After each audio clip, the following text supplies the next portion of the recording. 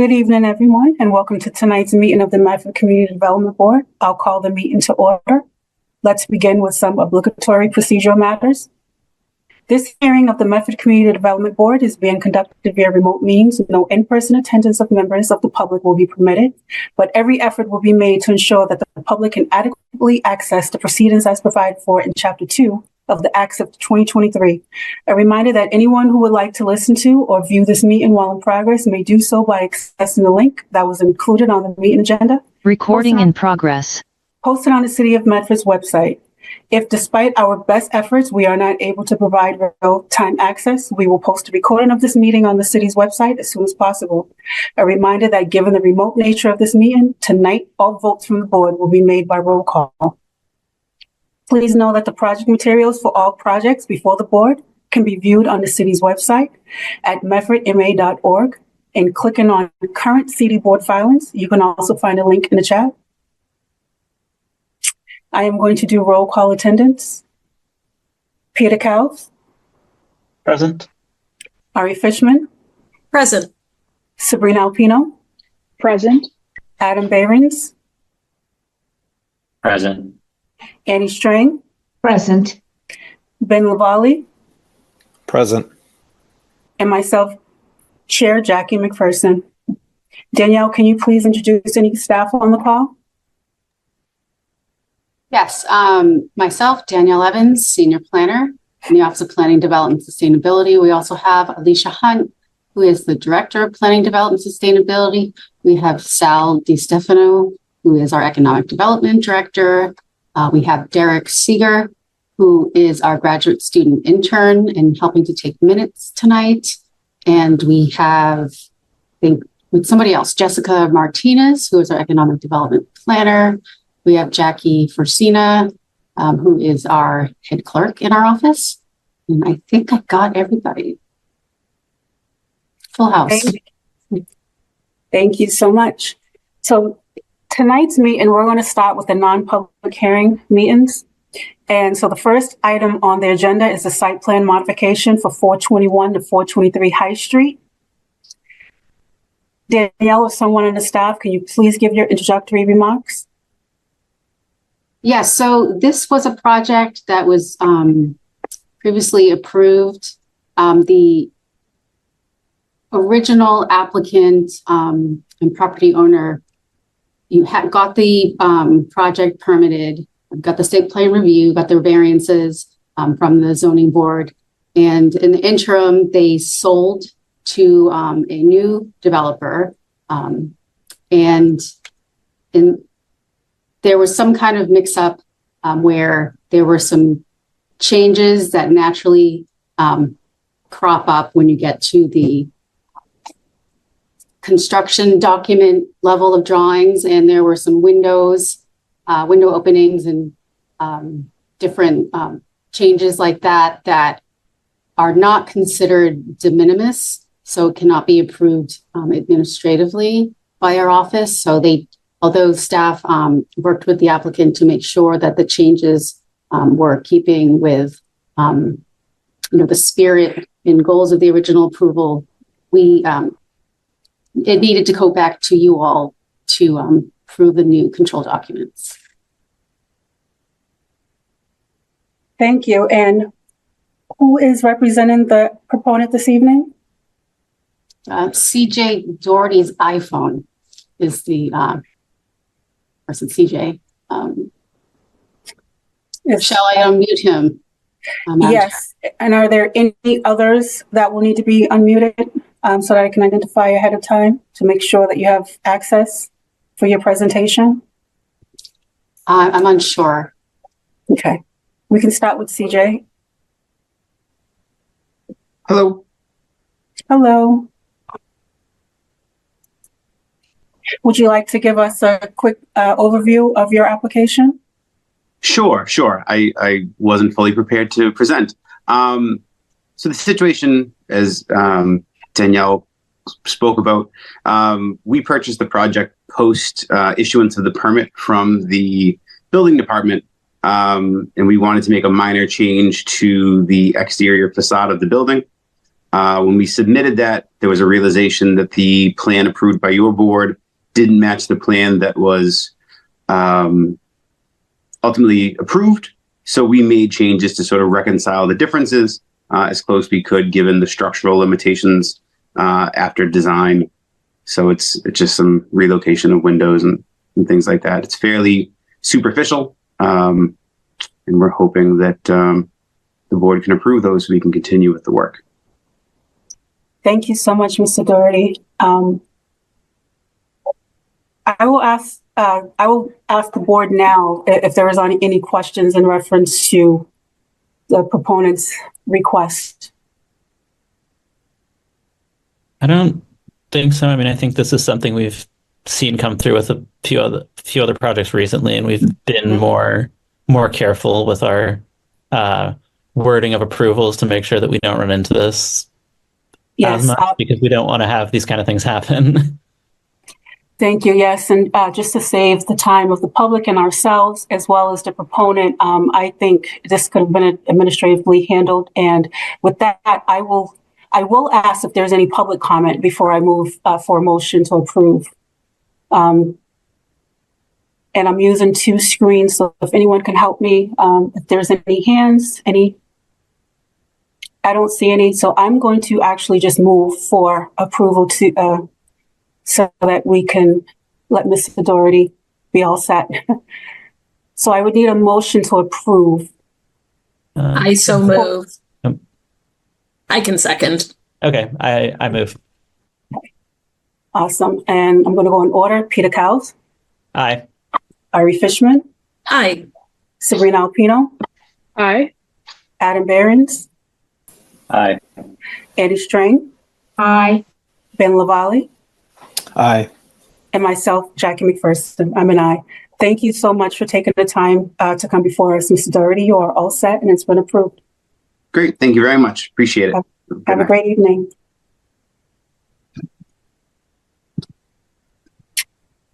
The second item on our agenda this evening is 401 Boston Avenue. It's a site plan review for a Dover Amendment use. I'm going to read the public hearing notice.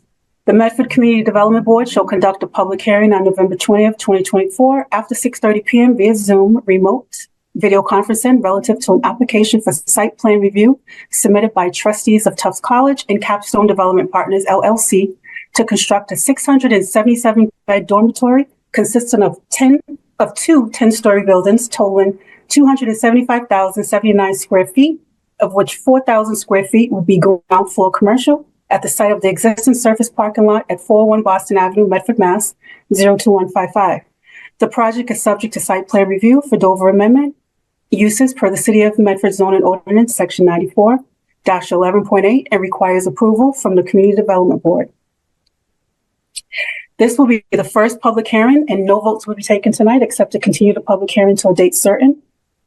But I am going to ask, we're opening up the public hearing this evening to start the proponent on the approval process. And I'm going to ask the staff for any introductory remarks for 401 Boston Avenue.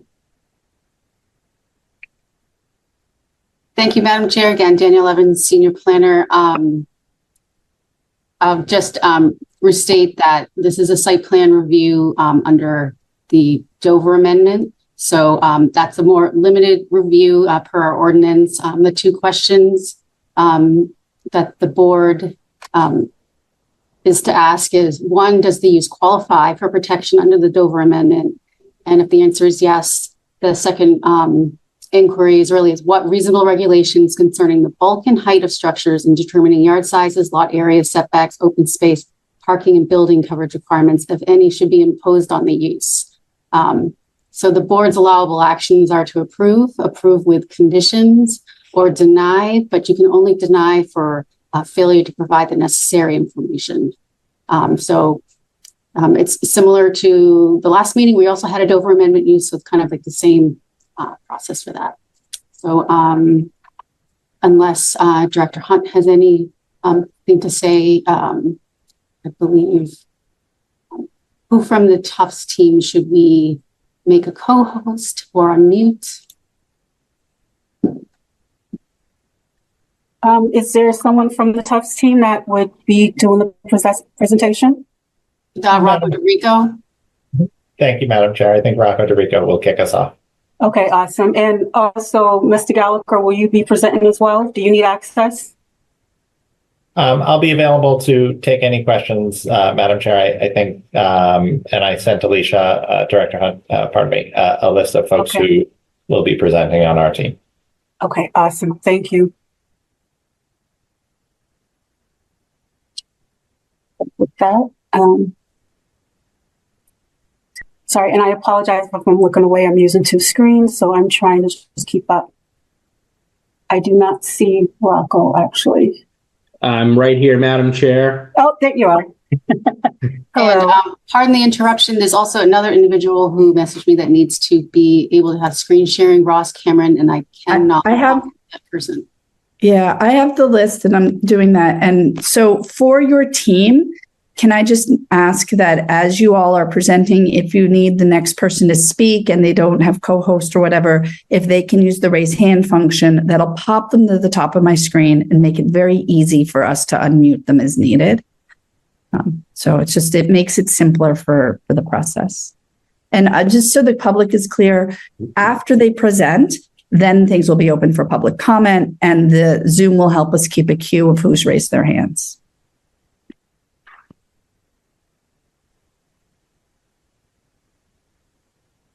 It will be opened after board in a different order, Director Hunt, but I will reiterate that.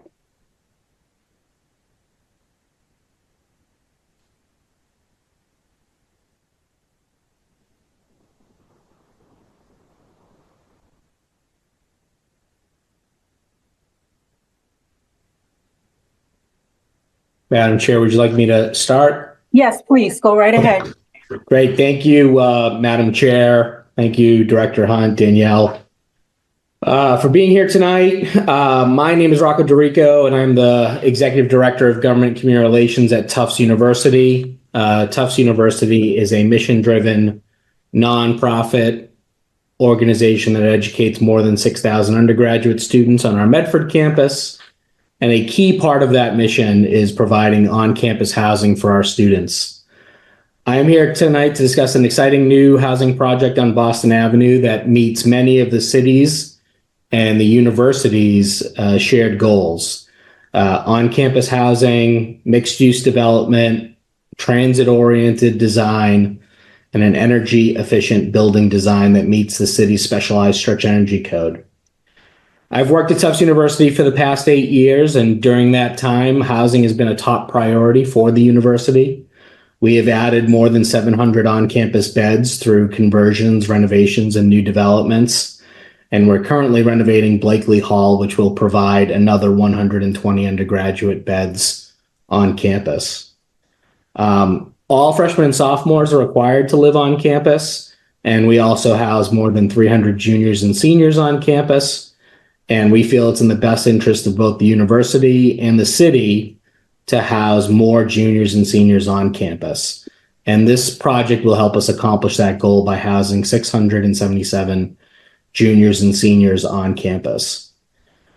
Providing more on-campus housing opportunities for our students is essential to our mission as a university. But more importantly, it also frees up apartments off campus for working families in Medford. We picked this particular location for a variety of reasons. We wanted to make sure that the project was on campus, which this is, that it was adjacent to mass transit, and that it provided us with an opportunity to add more retail opportunities for Boston Avenue. This project will provide much needed public realm improvements on Boston Avenue. As part of this project, Tufts University will be adding new sidewalks to Boston Avenue, new crosswalks, new trees, a blue bike station, and new retail options. This project will make Boston Avenue greener, more walkable, and more accessible. We've spent the last 4 months meeting with neighbors, elected officials, city department heads, and other key stakeholders, and we've received a lot of feedback during those meetings, and we've tried to incorporate many of those requests into this project. I am joined tonight by Barb Stein, who's our Vice President of Operations at Tufts University. And what I would like to do now is introduce Walker May from Capstone. When Tufts decided to do this housing project, we did a nationwide search to try to find someone who's an expert in developing these housing projects. And we're delighted that we were able to find Capstone and work with them. So I'm now going to turn it over to Walker May from Capstone. Thank you, Rocco.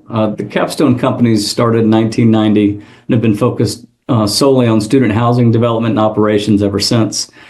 Capstone Development Partners, the successor company to Capstone Development Corp., is a private principal-led company that was formed in 2011 and has been focused almost entirely in on-campus student housing and related facility development, partnering with over 70 universities to deliver over 50,000 beds and $3.3 billion in total development cost. We've been awarded Student Housing Project of the Year 7 times and 5 projects awarded Best P3. And when Capstone was invited to participate in the competitive procurement to become Tufts Development and Operational Partner, we quickly put together a team of local design build specialists. And that includes Elkis Manfredi Architects, represented tonight by David Manfredi, Erland Construction, represented by Eric Green, Niche Engineering is our civil engineer, represented by Jonathan Headland, and Crowley Cottrell Landscape Architects, represented by Michelle Crowley, and then our local counsel, Golston & Stores, represented tonight by Pat Gallagher. Most recently, Capstone has also been working with Tufts and the finance team to evaluate and select the most appropriate finance structure for the project, as well as the best nonprofit owner for the project, which we have done over these last couple of weeks. So I look forward to presenting the project here to the board and to the community. And with that, I'm going to turn it over to David Manfredi, who's going to walk you through our current design plans. David? Or I guess maybe Rocco, you're going to speak to the schedule first. I was just going to say, if we can just speak to the schedule really quickly, just to update folks on what we've done so far. We began having pre-submittal meetings with the city of Medford in August. We had an initial meeting with department heads in September. We did our first community meeting, which was a virtual Zoom meeting on September 26th, and that was very well attended. In October, we continued doing follow-up meetings with individual department heads. On October 28th, we had our second community meeting. This one was in person. And in November, we continued doing additional meetings with individual City of Medford department heads. We've also been meeting one-on-one with neighbors, local business owners, key stakeholders, and really anyone else who is interested in the project. And we're here tonight on November 20th in front of the Community Development Board seeking site plan approval. It's now my pleasure to turn it over to David Manfredi, our architect on this project. Good evening, everybody. I'm David Manfredi from Elkis Manfredi Architects in Boston, and we are the project architects. If you could go to the next, please, Ross.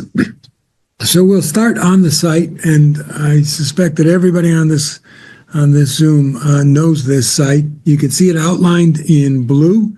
It is about halfway on the south side of Boston Avenue, about halfway between College Avenue and Winthrop Street or University.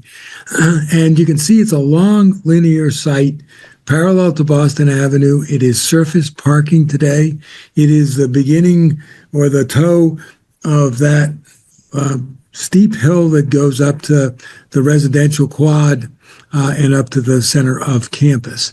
It's used today as surface parking and really underutilized on this important site as surface parking. You can also see in our diagram, obviously, the importance of Boston Avenue and of College Ave and of Winthrop Street as well. And then the dashed lines really represent pedestrian paths. And through Dowling Hall, which is the parking structure up to the top of the hill, the stair on the west side of Dowling, and several different paths that come up at University Ave, that come up through the residential buildings of Tufts University. If you go to the next. And so here's a site plan, and there's been some important modifications to this since some of you have seen this in earlier public meetings. Again, Boston Avenue is on the top of the page, University Ave to the left, and Dowling Hall to the right. And you're looking where it says East Building and West Building, you're looking at the footprints of the two proposed buildings. And it is two buildings. They are separated not quite in the middle by a stair that's open to the sky. That's the beginning of the walk up the hill that brings you to the top of campus. You can see that the East Building looks like it has hardscape, meaning sidewalk on Boston Avenue, and that's correct. It basically, first floor is basically at grade. And if you look at the West Building, you can see there's some green against the building and then sidewalk. And that this building is a little bit higher, especially where you get to the green space, a little bit higher on the grade, because our goal is to fit the buildings into the slope of the hill as opposed to a significant amount of excavation. That's obviously lighter construction, less of the heavy earthwork kind of construction, and it's also good sustainability, meaning that you don't expend a lot of energy to move earth around, but build buildings that accommodate the earth as it exists. Now, I mentioned that there was some new ideas here, and you'll notice that on the south side of Boston Avenue, we are showing a continuous row of street trees. And on the north side, we're also showing a continuous row of street trees that are smaller. Now, in order to achieve that, there's a number of several things have to happen. One, we need approval from the MBTA to plant trees on the north side of the street. And the MBTA, of course, concerned about limbs falling onto tracks and disturbing the service. And so it does require their approvals. It would require lower trees that fit underneath the power lines above. That's not a MBTA requirement, but that's a utility requirement. So, and on the south side of the street, it would require the relocation of those overhead utilities in order to accommodate those trees. We know that the trees are important to the neighbors to the north, but they're also important to creating really good sidewalks and what we call complete streets, meaning streets that have sidewalks in a planting zone that create shade in the summertime, but also just create more green in an environment along a relatively wide street that is a lot of hardscape. The other thing I'll point out here is that you'll notice that right below where it says West Building, you see some dark gray. That's service. It exists today. It will get kind of reconfigured in order to accommodate service to these buildings. All the service to these buildings, all the service of the West Building will be from the south side of the building, as well as some of the service to the East Building. There'll also be service in that passageway between the East Building and Dowling Hall. If you go to the next, please. So I'm not going to read this whole list, but I do want to point out the bold letters, and these are the public realm improvements. And again, you can see the footprints of the two buildings. You can see the numbers in blue, and the numbers in blue correspond to the items below.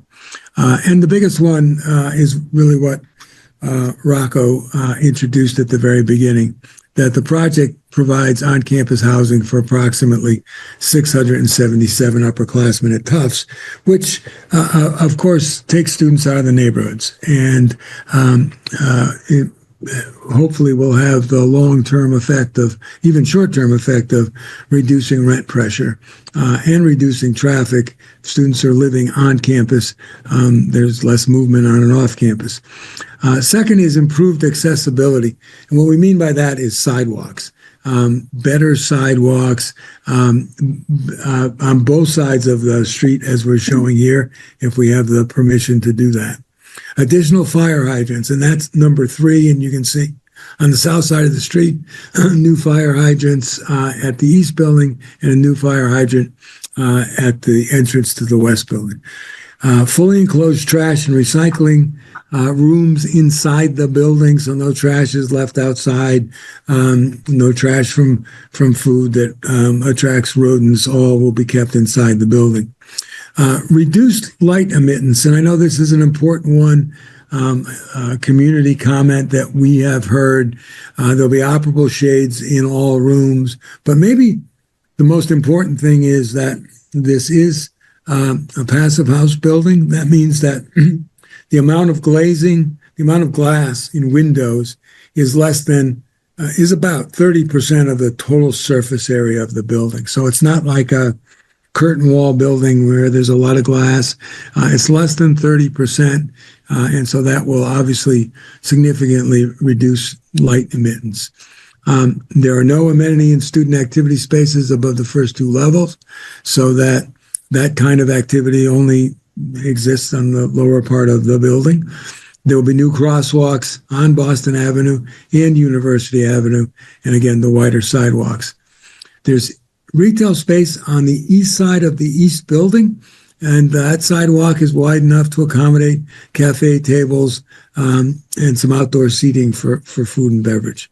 There'll be a dedicated rideshare pickup and drop-off zone on Boston Avenue. Mentioned the new trees on the south sidewalk. In the Capstone is in conversations with National Grid and the MBTA because that will require moving power lines. New sidewalks and tree screening on the north sidewalk, again, with the approval of the MBTA. And as I mentioned, passive house construction, what that really means is that these buildings will be very airtight and heavily insulated to produce the most sustainable buildings possible. These are all electric buildings. There's no fossil fuels. And it also means that that insulation also provides protection, acoustic protection inside out.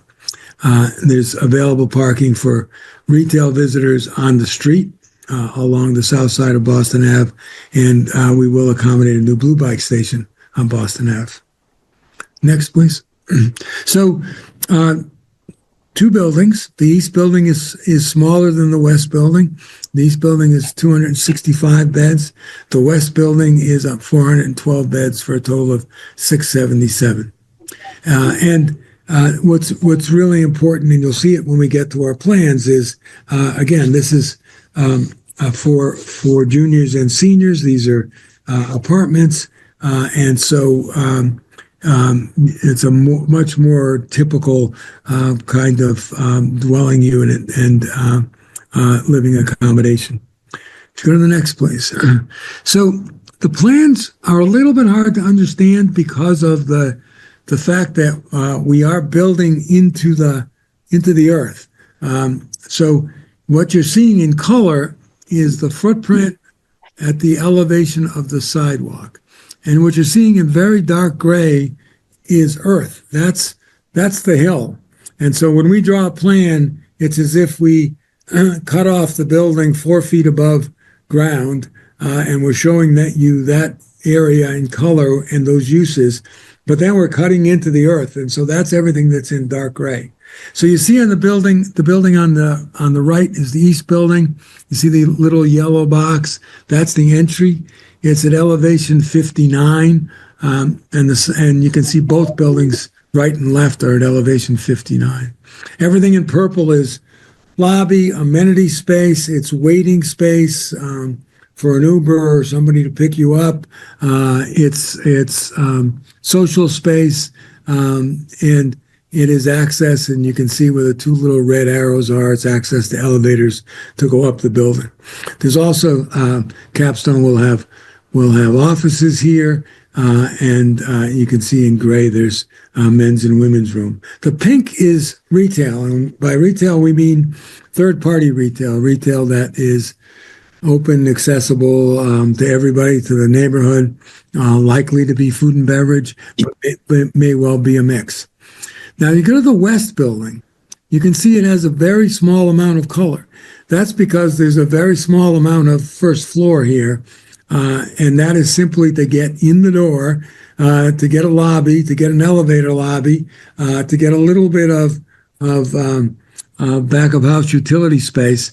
But the real first floor is a level up because, again, we don't want to excavate that hill for a variety of reasons. But it does, and not excavating means you accelerating construction and you're eliminating some of the most annoying parts of any kind of urban construction. Go to the next one, please, Ross. So now I've gone up one level on the west building, and you can see that everything in purple again is common spaces for students, social spaces, it's study spaces, it's fitness, it's laundry. And then you can begin to see just to the left the actual apartments. And the colors simply mean they're designations for the orange are one bedroom units, the yellow are 4 bedroom units. There are some 6 bedroom units in the east building, but in this building, 4 bedrooms is the biggest. And you can also see that gray area and where I had pointed out the service drive. That's how we'll access the building for trash, for service to mechanical and electrical equipment. And you can also enter the building. If you're coming down from campus, you're coming down the hill, you can enter the building on that second level on both sides, both buildings. So this is the level 2 plan, and you can see the west building is all apartments. It's all 1 bedrooms, 2 bedrooms, and 4 bedrooms. On the east side, this is really the second floor now of the building.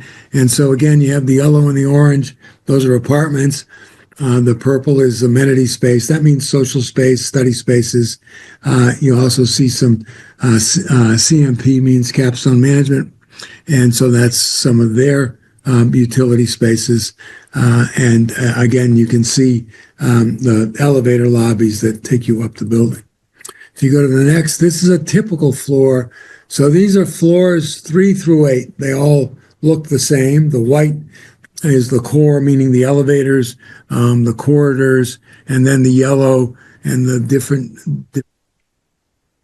of orange just mean the difference between 1 bedrooms and 2 bedrooms and 4 bedroom apartments.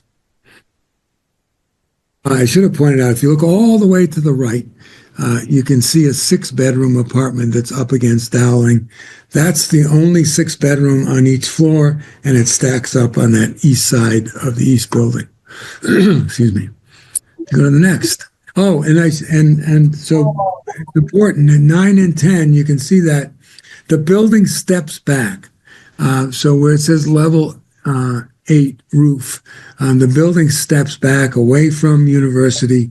The floor plate gets smaller in the west building on floors 9 and 10.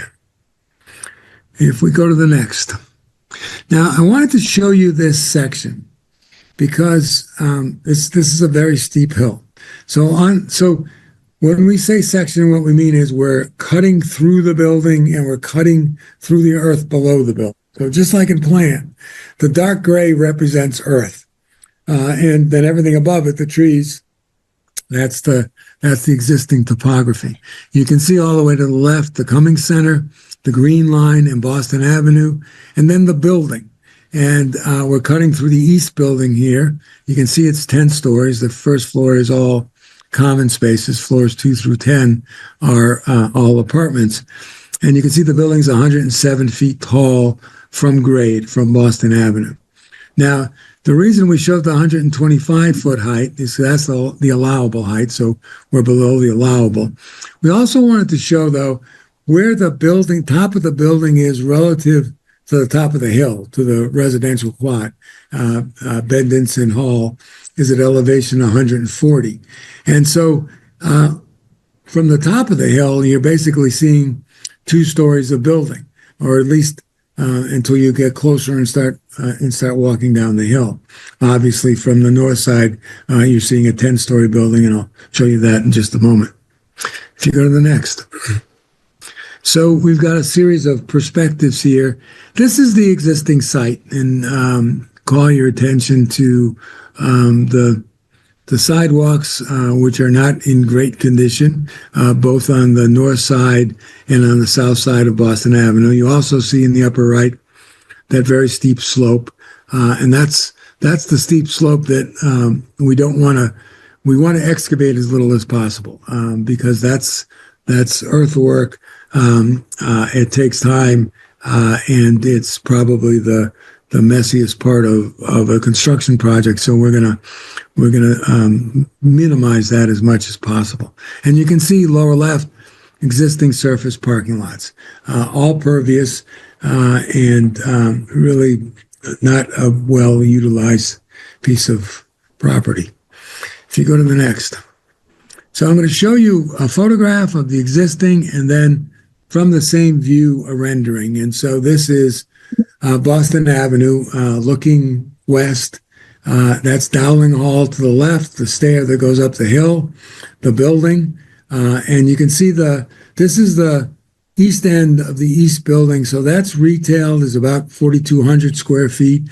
It'll probably be 2 or 3 shops, maybe food and beverage, may have some outdoor seating. You'll see that a little bit more up close in a moment. The buildings are clad in brick, largely in brick, and they have a kind of 2-story base, meaning a darker color brick and then a kind of buff colored brick above on the east building, and on the west building a red brick above. If you go to the next. And so this is on the sidewalk. You can see street trees pending approval, and wide sidewalks and a little bit of outdoor seating. You can see spilling out from the building, and you can see the entrances and the darker brick on the lower levels. Now I'm looking southeast, and that's to the left is obviously Boston Ave. Climbing up the hill is University. So this is the corner. That intersection will stay the way it is, and we'll be using that service drive as you go up University and turn left into that service drive. And you can see the above grade power lines in that photograph. Now that you see the building, and this is the west building, red brick, 10 stories tall, stepping down to 8 stories tall, street trees along the building side and street trees on the rail side. But you can see those street trees are lower to be under the relocated power lines if we get permission to do that. If you go to the next. So this is a longer view. You all know that retail, the food and beverage on the left, and the houses on the right that are just west of University. And you can see the building beyond. It's the 8-story on University, and then stepping up to 10 stories. And the next, and now this is a view that I mentioned. This is the view from Brookings Street. That's actually a photograph that we took last summer, so the leaves are still all on the trees, but those are the real trees, and with all of their foliage on them. And then you can see you're looking straight on the west building, and but you can see both buildings in this photograph. And this view gives you everything, meaning you can see the campus, you can see the residential quad and the President's Lawn beyond. You can see the proposed building kind of 3/4 of the way to the left in the middle. The 2 buildings, the lighter colored buff brick building, and then the red brick building, and mostly obscured is Boston Ave, but you can just see it there at University. And obviously the upper right corner, you see at this height, you see all the way to downtown Boston. One more view from this is from Boston Avenue, looking south, kind of southwest. You can see Boston Avenue and the rail lines and downtown Boston beyond. You can see Dowling little bit left of center, and then first the east building, the space between the two buildings, and then the west building, and all the way over here to the right is University Ave. And I think that's not my last slide. I want to talk a little bit about sustainability because these will be highly sustainable buildings. And probably the most important thing is they will be fossil-free buildings. They will be all electric. Obviously, the benefit of public transit with the Green Line at Cummings Center. We'll have bicycle storage and bicycle amenities that encourage bicycle use. Recycling, construction waste management, which is all about create as little construction waste as possible and then recycle as much of it as possible. All the plantings will be drought tolerant. We're having a very, very dry fall. And the air handling will be energy recovery. So we want to use as little energy as possible. And obviously we want to create, consume less energy and use less power to power the building. Highly efficient lights and appliances, heat pump technology for heating and cooling. As I said, it will be passive house, which means a very airtight building envelope, very little infiltration. And to get certified as passive house, you have to provide high performance windows and doors, which are good for energy, but also good for sound. Keep sound in the building and not out. And the next, I think, goes to Eric Green to talk.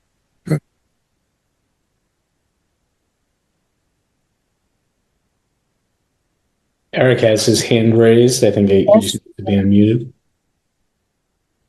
It's Eric Green. Yep. Thank you, David. Good evening, everyone. My name is Eric Green. I'm with Erlen Construction, and we're based in Burlington. What's on the screen is our site utilization plan, how we plan to manage the site. You can see the kind of purple perimeter fencing area around the site. That fence will be up full-time, obviously. We'll have full-time on-site supervision. We do plan on taking the parking lane closest to the building along Boston Avenue. And the purpose of that is so that we can get trucks into the site and out of the site without having to back up. It makes for a good truck path to the buck hoist locations and to the tower cranes. Tufts has committed to allowing our workers to park on campus. So the construction workers will not be parking on the streets or in the neighborhoods, which is a big plus for the project. This will be submitted along with a lot of other information in the form of a construction management plan to the city for their review and approval. We have already reached out to Bono Pest Control, who does the pest control currently for Tufts, and they've prepared an integrated pest management plan, which is part of the construction management plan. I know there was some concern from residents at past meetings about rats and other pests. So we have a pest management plan that we'll review with the city and make sure that's acceptable, and we'll follow that as the project goes along. The bidding period for the project, for anyone that's interested, whether you know subcontractors that might have an interest, looks like it's January. I don't have an exact date yet, but it'll probably be the month of January. And right now, construction timeframe is approximately April 1st of 2025 to late July of 2027. So that's a little bit about how we plan on managing the site. I think next up is maybe Ross or David.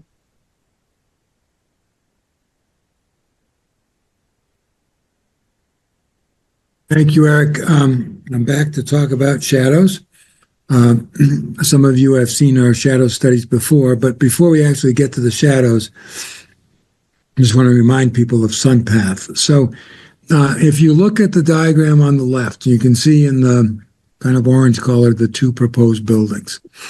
And what we're trying to show is the arc of the sun during the hours of the day. And obviously the sun rises in the east. You could see 6 a.m. And rises to its zenith at noon, and then continues to come down and set in the west. And what you all know is that in the summertime, the sun is very high, and that the arc that's the closest to being kind of just a big loop over at the center of the sphere. So in the summer, the sun at noon is at about 74 degrees from horizontal. So buildings cast the smallest shadow they will cast all year long. The winter solstice, the sun is lower all day long. It's at the bottom in the right hand. It's the bottom of those series of concentric circles. And so the shadows are longer in the winter. And the sun sets at 4:20. It's coming up soon on December 21st. You have longer shadows and, of course, a much shorter day. If you go to the next, we'll show you the shadows at the four key times of the day, and that's 9 o'clock in the morning, 12 noon, 3 o'clock in the afternoon, and then here we're showing it at 4 o'clock in the afternoon. And we'll show it at the four key days, which are spring and fall equinox, and then the winter and summer solstice.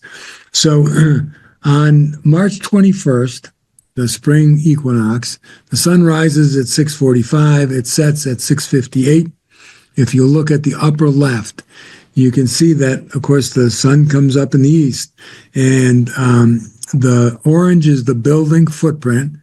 The purple is net new shadow, meaning there's no shadow on the ground or on building roofs unless you see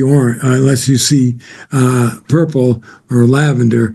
That's net new shadow caused by the buildings. Any darker gray you see is shadow that already exists. So now, so we go from 9 o'clock in the morning. Oops, go back one, please. You went too fast for me. You see shadow on the hillside, on the Tufts campus side. By 12 noon, the shadow is now on the south sidewalk of Boston Ave. By 3 in the afternoon, the shadow is really across the street to the north curb. And then by 4 in the afternoon, it hasn't reached any houses, but it's on probably on the rail tracks at that point. So if you go to the next one, you can see we've extended this from the last time we showed it, so you could see it at 4, 5, and 6. So at 5 o'clock, sun is setting on March 21st, starting to set, and so you can see it stretching and just hitting a few of those houses closest to Boston Ave. And then by 6 o'clock, the sun is setting. It sets at 6:58, and you can see some shadow on the ground, and all the dark gray around it is all the existing shadow. If you go to the next. So now I'm going to go to the summer solstice, so June 21st, and sun's very high. Comes up early in the morning at 5:08. Shadows on the Tufts campus side of the buildings. At 12 noon, there's almost no shadow because the sun is so high in the sky. And so it's a little bit of shadow. You can see just a little tint of lavender. And then by 3 in the afternoon, there's shadow on the south side of Boston Ave. And by 6 o'clock, there's shadow on Boston Ave, but hasn't even reached the backyards of those houses because the sun is so high. If you go to the next, you can see at 7 and at 8, the shadow does cross Boston Ave. And then at 8 o'clock, because the sun sets so far into the west and the northwest, the sun actually is over at Cummings Center. The shadow, is at Cummings Center. Go to the next. And now I'm on September 21st, the fall equinox. The spring and the fall are basically the same, not exactly, but almost the same. 9 o'clock in the morning, the shadow's on the campus side. At noon, it's on the sidewalk. At 3 in the afternoon, It hasn't quite crossed the street or barely crossing the street. At 4 o'clock in the afternoon, it has crossed the street, hasn't reached any houses yet. And if you go to the next, you can see at 5, it does cross the street and into the neighborhood. And then if you look all the way to the right at 6 o'clock, you've got some shadow on top of the Tufts athletic buildings. And that's what we're showing in that purple. And now the last one is December 21st, the very, very low sun. So the very longest shadows for any building, for your house or any building. So you can see at 9 o'clock in the morning, the sun comes up at 7 o'clock, 7:10, but it actually comes up much further south than it did on June 21st. And so the shadow is cast more to the north. By 12 o'clock, the shadow is on Boston Ave. By 1 o'clock, it has just reaching some houses. At 2 o'clock, you can see shadow, but you can also see that there's a lot of existing shadow because you got a low sun, so even low buildings cast shadows. If you go to the next one, you can see you'll follow through to 3 o'clock in the afternoon. We stop at 3 because the sun is gone by 4:15. But you can see some purple there, and you can see there's no purple typically in the streets because the streets are already in shadow from the houses that are there. And that is the end of our presentation. Thank you for your attention.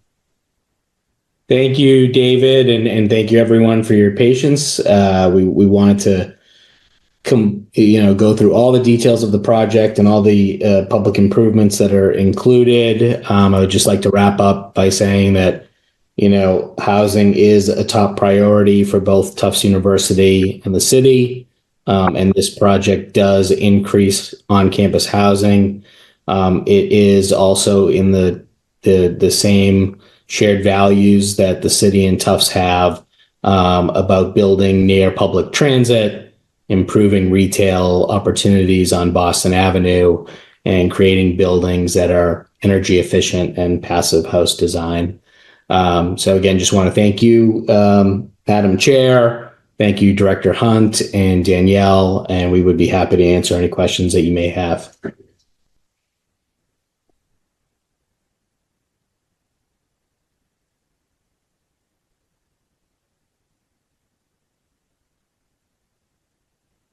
I think you're muted, Madam Chair. Thank you. I was saying thank you so much for the presentation, and thank you to your partners for the presentation. And before I open it up for the board to speak, I actually just want to reiterate a couple of things.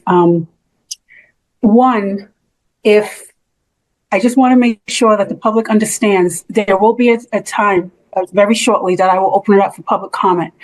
But I want a reminder that any comments in the chat are not included as part of the public record. So please save them, or you can email them to ocd@medford-ma.gov. Please do not message Danielle during this time and do not put them into the chat.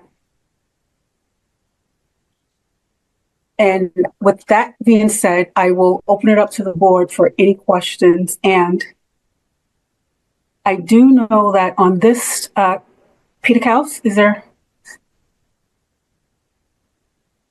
And if I can ask whoever is sharing their screen, if you can please, it will allow us to be able to see the hands more so that we can control for the public comments. Thank you so much.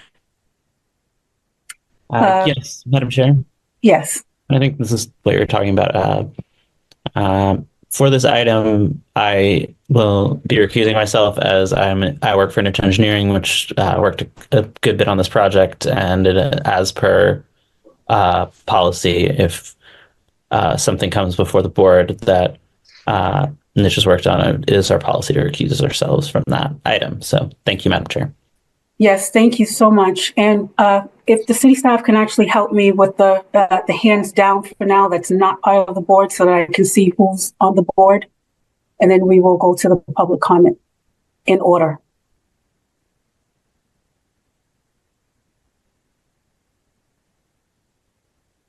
Oh, I believe I see Adam Behrens. Yeah, I just had a question for the tough staff regarding just more of the bigger picture for the university. Is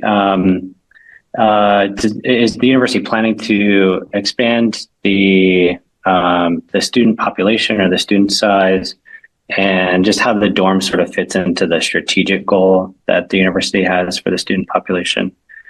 You don't have to be super in-depth. I just wanted to get a little bit more of that context of how the dorm fits into that goal.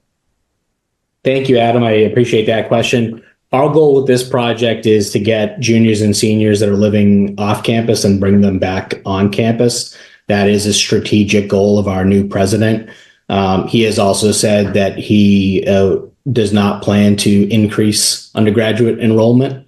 So our purpose for this project and how it fits into our strategic goals is really that objective of bringing students that are off campus back onto campus, which we think is a big benefit for our students, but also for the neighborhoods that surround the campus.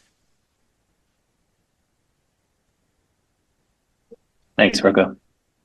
Thank you. And I'm not seeing any other board members as of right now. And thank you, Adam, for that question. I actually believe that freeing up housing stock and lowering the demand of the pressure, as Mr. Mahedy's had recently said, the demand on pressure of rents and put many more housing options with the reach for workforce and families is a benefit at this point. But one of my biggest questions and concern was, are you actually accounting for higher enrollment rates, or are you actually technically freeing up the students and freeing up that housing stock? I also believe that increasing the commercial activity and vibrancy on Boston Ave in the area of the Green Line stop is a good thing. I also believe that this is, having a parking lot next to a transit station, especially a parking lot next to a massive parking garage, is not ideal. So I think that's an ideal situation with the housing going in. However, there are abutters and there are concerns by by the public for various reasons. And in saying that, I will open it up for public comment so that we can begin to hear those concerns. And I will read the public hearing. I will now open the public comment period. Those who wish to provide comments can use the raise hand feature or message Danielle in the chat if you are having technical difficulties. You can also send an email to ocd@medford-ma.gov. Before providing your comments, please state your name and address for the record. A reminder to all meeting participants to please refrain from using the chat function to provide substantive comments, as it is not part of the public record. However, if a participant is having audio or other technical difficulties, this may be entered into the chat to alert myself and staff. Depending on the number of commenters, which we have a substantial amount tonight, we have to limit this to 2 minutes per comment. Alicia or Danielle, Director Hunt, can you please manage the public comment queue? If it's not possible to read all the email letters, at this point, I'm not sure how many are coming in. Are you able to summarize the themes for us so that the public and the board can know what those concerns are? Yes, Madam Chair, would you like me to summarize the written comments first before we take the verbal comments? Actually, yes. And then unless you want to hear the verbal comments and then possibly those summarized written comments will resonate with those. I'm not sure what's more beneficial here. I did provide a written document so the public knows for all the comments that came in by 5:30 this evening. They were all saved in a file for the board so that they can read all of them in detail if they want to. I also provided a Word document with a summary of all of the comments as summarized by what each person said, as opposed to summarizing I was trying to open my summary file at the same time I was speaking, as opposed to one long summary. But I think that I could pretty well summarize it. I will share that I'll actually start in reverse order. So there is a flyer going around with a link to a form that is sending a standard message opposing the parking waiver, but there seems to be some significant confusion about what the parking waiver is, because the letter doesn't actually address what the actual parking waiver that's been requested is. And we're not really sure how these two connect. But we have, as at about 5:30 this evening, 5 people who had sent the form letter saying that the exact same form letter that they were opposed to a parking waiver. And we had received, actually 5 people had sent letters saying they were supporting a parking waiver and they didn't want to see additional parking built through this. But I do think that we may want to just address that issue so that there's some clarity about what is being requested, because there is confusion being circulated among the public. Do we want to address that first and then I'll go to the other comments? Yes, please. Okay. Sorry. Pat, I believe that I shared with you the form letter that we had received. Could you actually help us by explaining what the parking waiver is that you are asking for? I think that would help the members of the public who have submitted this letter. Yes. Thank you, Director Hunt and Madam Chair, if I may. I'm happy to respond to that. So I'll talk first, I think just high level what we're trying to do. So ordinarily under the zoning ordinance, this project would be required to implement, I believe it's 170 parking spaces. Given the nature of the project, it's a dormitory where the students who are living there by and large are not bringing cars to campus. And given the excess availability of parking elsewhere on campus, we're seeking a waiver or the approval of a shared parking arrangement that would enable folks who are bringing their cars to park elsewhere on campus. And the reason why we need a waiver is because ordinarily, if we were to share parking or if we were seeking to share parking, it would need to be located within a certain distance of the project site. But in this case, given the nature of the college campus, students might be parking elsewhere on campus and not necessarily in the Dowling Hall garage. So we're trying to take advantage of the university's existing parking capacity to be able to not create any new parking in connection with the project. And so I think, so just the technical element of that, it would either be a shared parking approval under 6.1.9 of the zoning ordinance or a waiver under 6.1.10 of the zoning ordinance. The practical effect it is the same. As I said, we're seeking to utilize the existing parking capacity on the campus to accommodate any new demand resulting from the project. Thank you. I think that helps clarify it. And I will comment that the board received the traffic study, including the parking information, only today. So there is no intention to actually get a full presentation and to address traffic issues tonight. The city's traffic director has not had a chance to review that yet and provide his comments. So there is an expectation that this hearing won't close tonight, but rather we'll talk in more depth about parking and traffic and transportation at the next meeting. I appreciate that because I would hate for people to keep drafting letters and sending us letters that are not reflecting what you're actually asking for. Thank you. So that said, the board, as of 5:00 this evening, had received 5 general letters of support saying they think this dorm is a good idea, including one of them was for the Medford Chamber of Commerce. We then received a number of individual letters,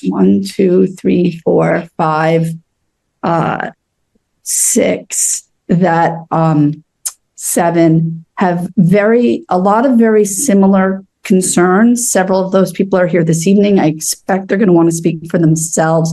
But in general, the comments were that the building was too tall, that they were concerned about the relationship of the large surface areas of the large buildings and wind, noise pollution, noise reflecting off the buildings, how this wind could impact their houses down below, light from the rooms, from the windows, vibration, whether this large building there would make the trains that are along the train track, but make them feel the vibration more, whether it would impact the water table, and then a lot of comments about shading and light loss. There was also some concern about additional traffic on Boston Ave because of the dorm, that it would bring more traffic to the location. I will say that many of the letters did support the idea of having Tufts students live on campus and supported the idea of a dorm in general, but felt that this building was too large. There was a group letter with 54 signatures that explicitly said they support the project in general, including on-campus housing, density near transit, improved rail on Boston Ave, and that it was an energy efficient building, but they were concerned that it was too tall. They were concerned about the sound and light pollution, net new shadows in their homes and yards, limiting their solar potential and increases to cost their homes, and that they would really like to see public realm improvements, including on-site stormwater management, improved sidewalks, protected bike lanes, defined spaces for deliveries and queuing, frequent well-lit, well-marked crosswalks, new canopy trees on both sides, both to counter the heat island effect and to buffer the light and sound from their homes, and traffic calming consistent with complete street guidelines. And they were questioning whether using a for-profit development partner negated the use of the Dover Amendment. So that's a general summary of the written comments that came in. As you can tell, there were so many that if I were to read them all, we would be here all night. Just quickly, as far as if this is a Dover use amendment, I just wanted to reiterate, especially just to make clear for everyone, without being a lawyer, Tufts obviously is using it for an educational purpose. This is education. This is housing for their students, solely for their students. So that should definitely fall in the lines of it being a Dover amendment. So I wanted to make sure, Director Hunt, that, and you can speak more on that, because I know that there were some questions regarding that. Regardless of the private public partnership, the housing piece is for students. Right. So we did check in with our legal staff. I mean, we have been dealing with Tufts and Dover Amendment for so long that some of this is clear, but we did check in with our legal staff today and yesterday. And the short answer is yes, Tufts is building a dorm for students, that there are the nonprofit entity that owns it, relationship needs to be worked out but there is no question that is going to happen, and that this is a dorm for Tufts students, and this qualifies under Dover. There was some other legal questions that we got around can we apply other pieces of our zoning code to this? And honestly, that question came in today, and legal counsel said that they would meet with us, they would review everything and meet with us before the continued hearing date in order to just address those nuances about whether there are pieces of the code that we could enforce through with this being a Dover, or that we might want to talk about, but that they couldn't give us an answer on less than a couple of hours notice on that piece of the question. But using Dover itself, they said, that is absolutely, this is a Dover case. Thank you, Director Hunt. And with that, I'm not sure if you've kept account of who put their hands up first. So it is my experience that Zoom keeps the hands in order unless a hand goes down and back up. So with your permission, we'll call on them in the order that they are on the screen. I will read your name as it is written on the screen because that is what the information we have for you. We ask that everybody please state your name and your address for the record. And we do have an intern who may chime in if he needs assistance hearing the name and address. And with that, oh, is somebody else keeping time on these? I need somebody, not me, to keep time. But we have a lot of staff on this call. Through the chair, this is Danielle Evans. Yes. I can keep time. Was it 2 minutes? Yes, we're going to give 2 minutes due to the substantial amount of commenters. Yes. And also, I just want to add that if folks could go ahead and change their screen names so that we can accurately record your comments with your name for the record. If you want to be on the record of having commented, that would make things easier for a minutes taker. Thank you. All right. Are you ready, Madam Chair? Yes. All right. The first commenter is Tom Wall.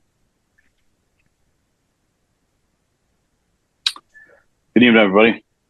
Hello. My name is Tom Wall. I'm a Medford resident. I live on Hillsdale Road up on the hillside. And I deal with Tufts and Tufts students every day of my life. So I do have two questions. The first concerns building trades and the contracts that are associated with the Building Trades Council provide area standard wages and benefits for workers. They also create opportunities for area residents to enter into training programs that lead to sustainable careers. So the first question is the development team working with the Building Trades Council, the local Building Trades Council? And the second question is wage theft. I'd like to address wage theft. Represented workers really encounter wage theft. If there are issues, they're generally resolved quickly without further intervention. Unrepresented workers, on the other hand, aren't that lucky. It's estimated that $1 billion are stolen from workers in the construction industry annually. That comes from an AG report. What is Tufts and the development team's plan to ensure wage theft is not present on this project? And just to be clear, for our opponent and all partners, we can wait until the end to do a collective answer because there may be some more of the same exact questions, and we can summarize and you can answer as needed, as you feel is needed. Thank you, Mr. Wall. Thank you. The next speaker is Judith Weinstock.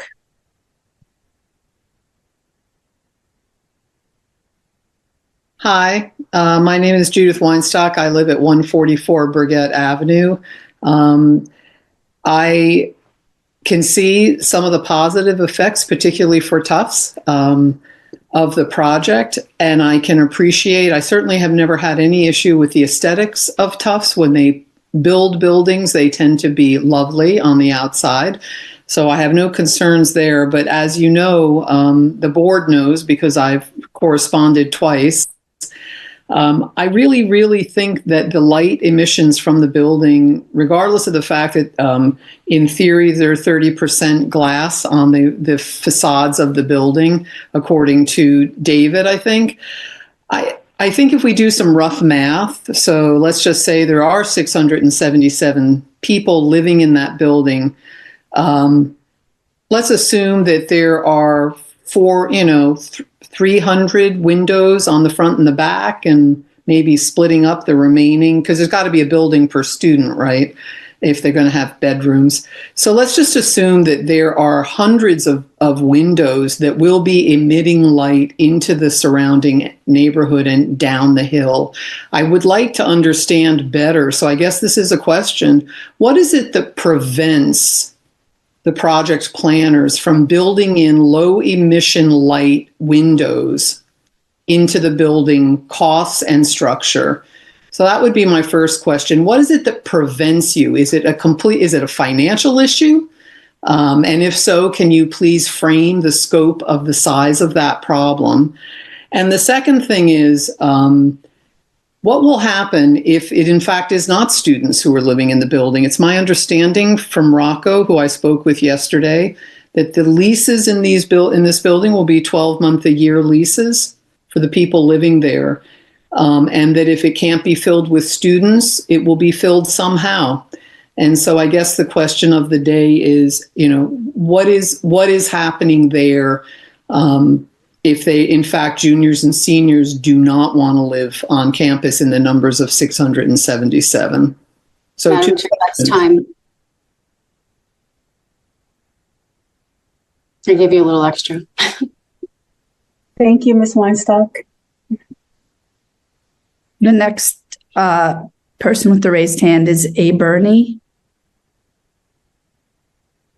Hi, I think that's me. I can't figure out Zoom. I'll put my name in. Can you hear me?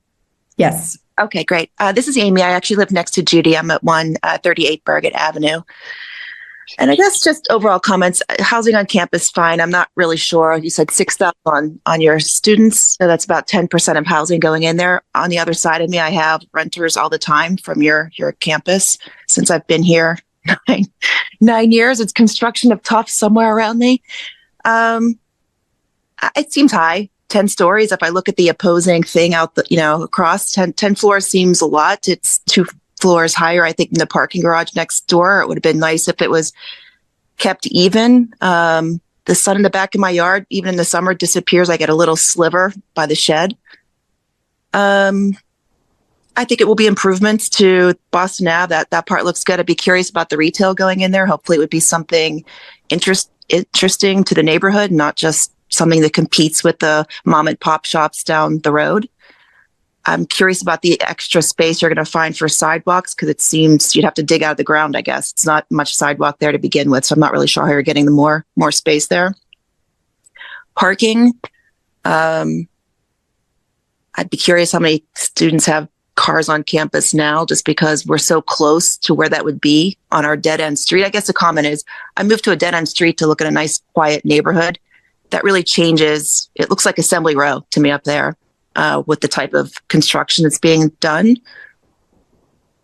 I don't know what to say about that, other than it seems like imposing in the neighborhood. That's how I'll phrase it. 2 big buildings, it sort of changes the nature of these, and then if you go to the other streets around, they're just little bungalow houses. So we're like these little tiny houses in the shadow now of these Assembly Row looking buildings. So I don't know, 10 stories seems like a lot. I'll yield my time, but just wanted to make those points known.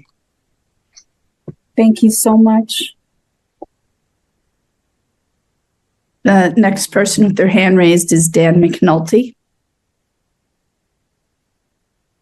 Hello, my name is Dan McNulty. I am a member of Laborers Local 22. I'm also a Medford resident. I live at 16 Lewis Street in Medford by Hickey Park in Gillis Field. I just wanted to comment tonight to talk about labor standards for this project and making sure that Tufts, as well as the Community Development Board, is really looking at requirements they can place to make sure that this is a good, beneficial project for the community. That can take the form of requiring registered apprenticeship on it, so you're creating demand for young people coming in, getting good wages and benefits as they are learning their craft. You can also talk about local resident requirements, tradeswomen and people of color requirements on the project.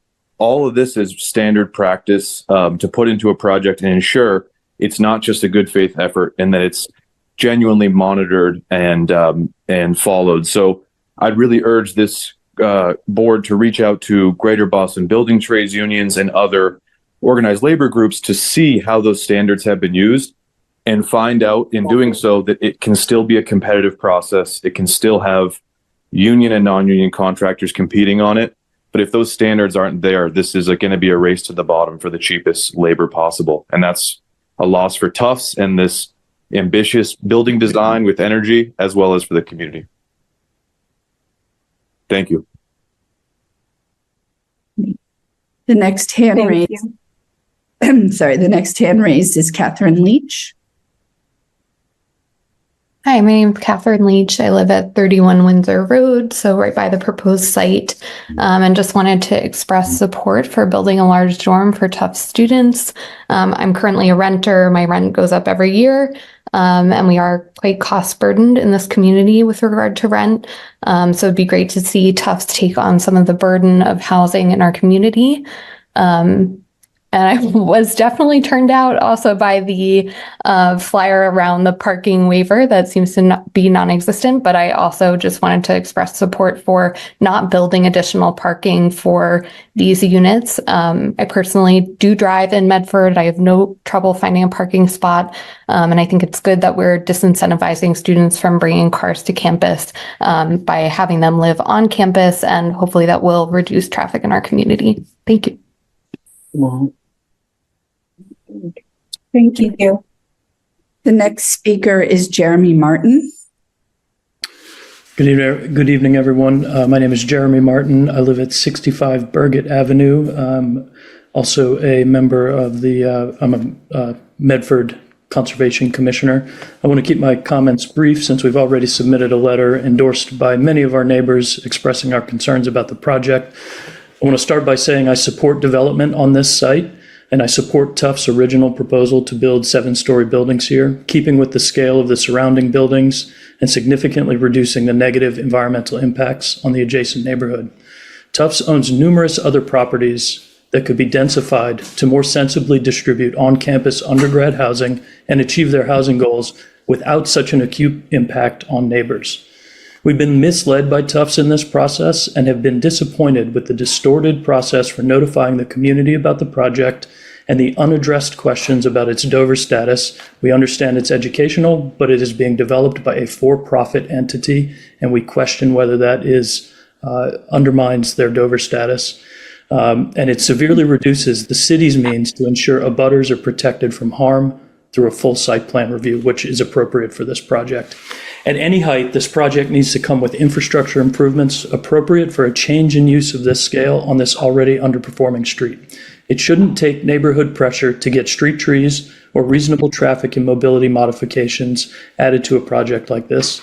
It's very encouraging to see street trees added to the plans and renderings presented tonight, but as we heard repeatedly, these trees are still a big maybe, and these last-minute changes are meaningless until they are incorporated into the technical drawings submitted as part of the site plan review application, which to date they are not.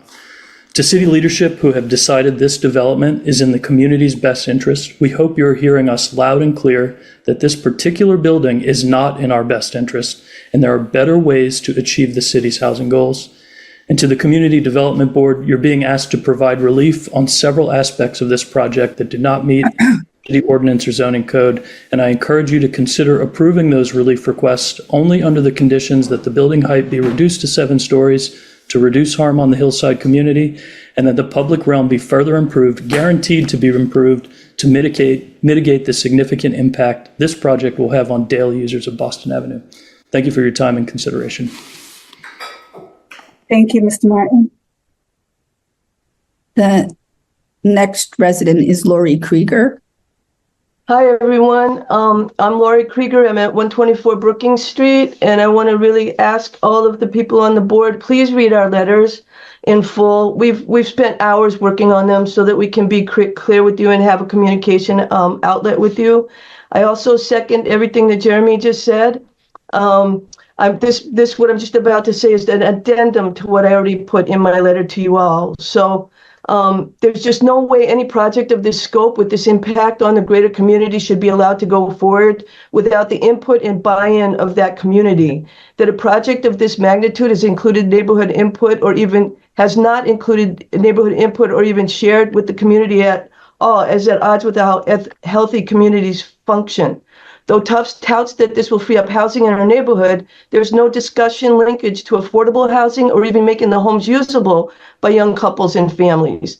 There has also been no discussion of impact of our infrastructure in any of these meetings. This building is out of scale and inappropriate because of that. It's so tall it will block out the passive sunlight we count on during the cooler months. If you look at the history of the hillside, you know we've already undergone drastic changes due to the Green Line extension. We want development and progress, but one that includes us and supports our lives as well. The Green Line extension did not come with expected mitigation like train beds that would absorb the vibrations of the heavy rail or large canopy tree replacement. And in these designs, there has been no inclusion of any life-sustaining components to mitigate the effects of such enormous buildings. Mitigation of sound, trains and street traffic of the building, light reverberations from the heavy rail amplified from the buildings, wind tunnels, reintroduction of large canopy trees. Again, we don't know that's going to happen, and bringing the buildings down to scale so they don't impede the winter sun are all essential. We recommend the board have Tufts redesign the project with the communities affected. That's us, anyone on the hillside, anyone who uses Boston Ave regularly and is part of the constituency to reimagine this project. We even asked the board to do a field trip to Hillside, come visit us and speak with us and imagine the proposed buildings from our vantage point. But also please take a tour up Curtis Avenue and see that there are multiple service parking lots on the Tufts campus as well. That could easily be multi-story dorms. And who is the next speaker? The next speaker is Paula's iPhone. Please state your full name and address for the record. Yeah, hi, my name is Paula Parisi, and I own property at 70 Colby Street. And I'm just curious about, you said that the buildings have no fossil fuel usage, and I'm concerned, where is this all coming off the grid that's currently being used, or does Tufts have their own generators, or, I'm just concerned about the electricity usage. That's it. Thank you. The next speaker is Janie Talarita. Sorry, I think I got your name wrong. Misspoke.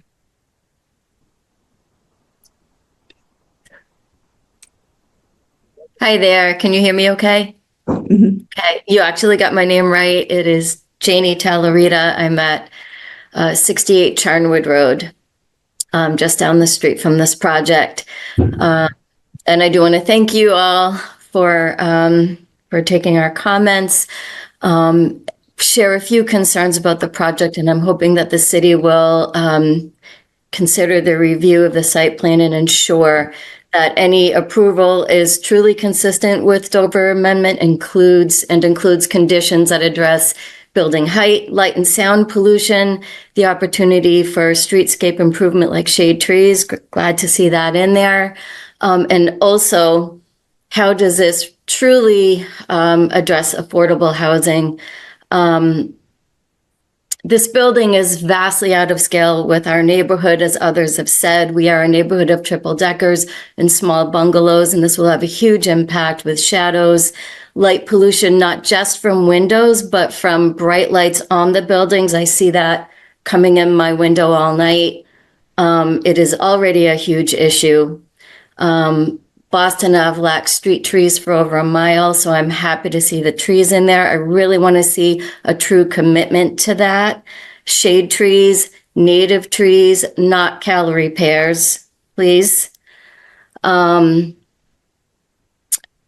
Really importantly, the city, you have all said, and this is wonderful, that you support this project because it frees up existing housing throughout the city for working families, which is a great thing. But rents for most of the apartments around here are market rate. That is unaffordable for many families, especially those headed by single parents. Students can live as roommates and together they can pay thousands of dollars in rent. That's not an option for many people. And while additional housing stock may help to alleviate that a little bit, I'm skeptical that it will be enough for too many families. So I really want Medford to be looking at how this project and other projects impact affordable housing, hold Tufts accountable for being part of that plan. And I also just one last over time. Okay, thank you. Thank you very much. The next speaker hasn't posted a real name. I will click unmute, but please share your real name.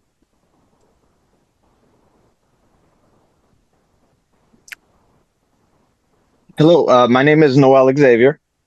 I'm an organizer for the Carpenters Union. I'm representing over 200 members who are residents of Medford.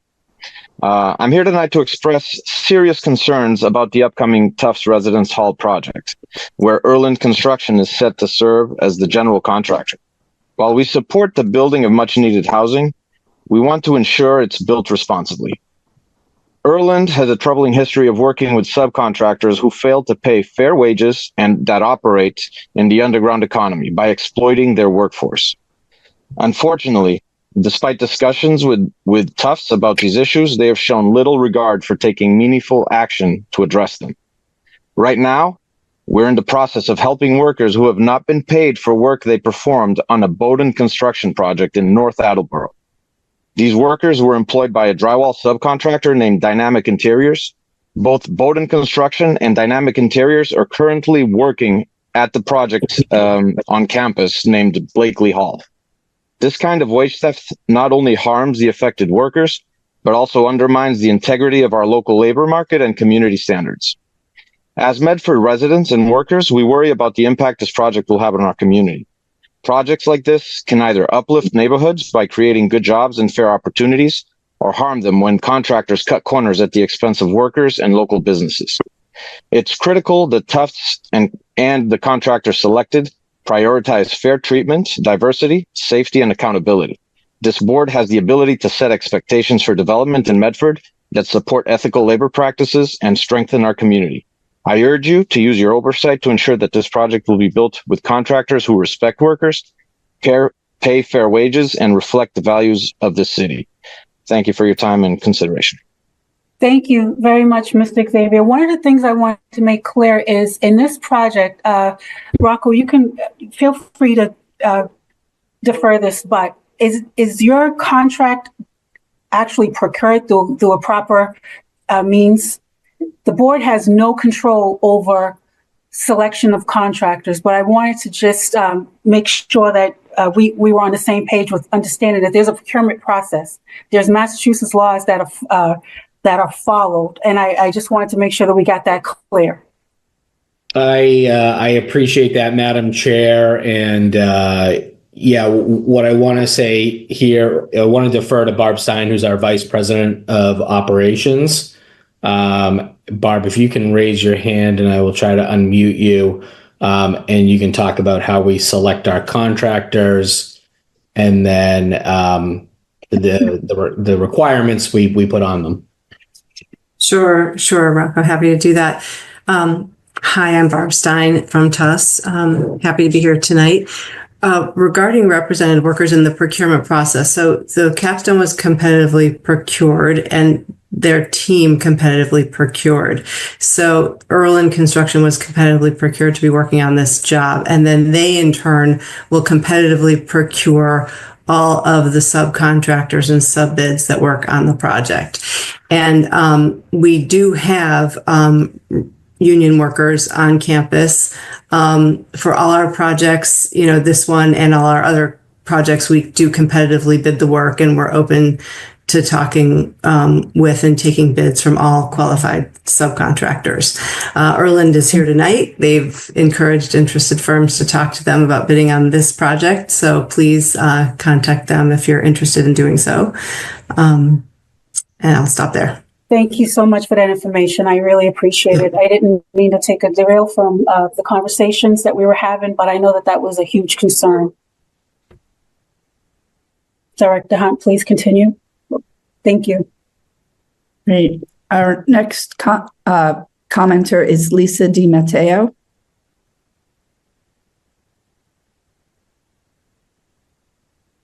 Hello, everyone. Good evening. My name is Lisa DiMatteo. I live at 138 Brookings Street, and I am the very last house on the dead end, directly abutting the project site. And I'm not sure that I can add anything unique to what has already been stated in many different ways tonight. I think it's also clear that this project isn't going to satisfy everybody, and there isn't a way to mitigate for all the situations that are being brought forth here. So I'm just going to go ahead and be really self-focused here and describe how the buildings that are already there impact the neighborhood. And at least like I can be in my bed and see directly what's happening in the dormitory across the street as it exists today. I appreciate that these new buildings are going to be made with different materials, up-to-date technology and construction. But there is a really, really direct harmful impact to residents downhill from the proposed construction site. So other people have used different words for it. I'm just going to say I think it's going to have a very unhealthy impact on the neighborhood. And I really hope that all of the parties that are being asked to consider these comments will really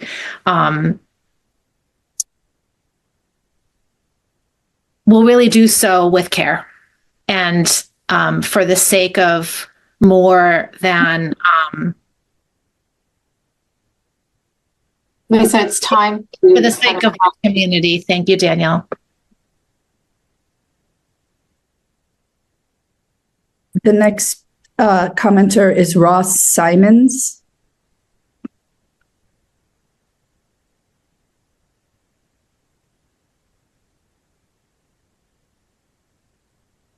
Hi there. Can you hear me?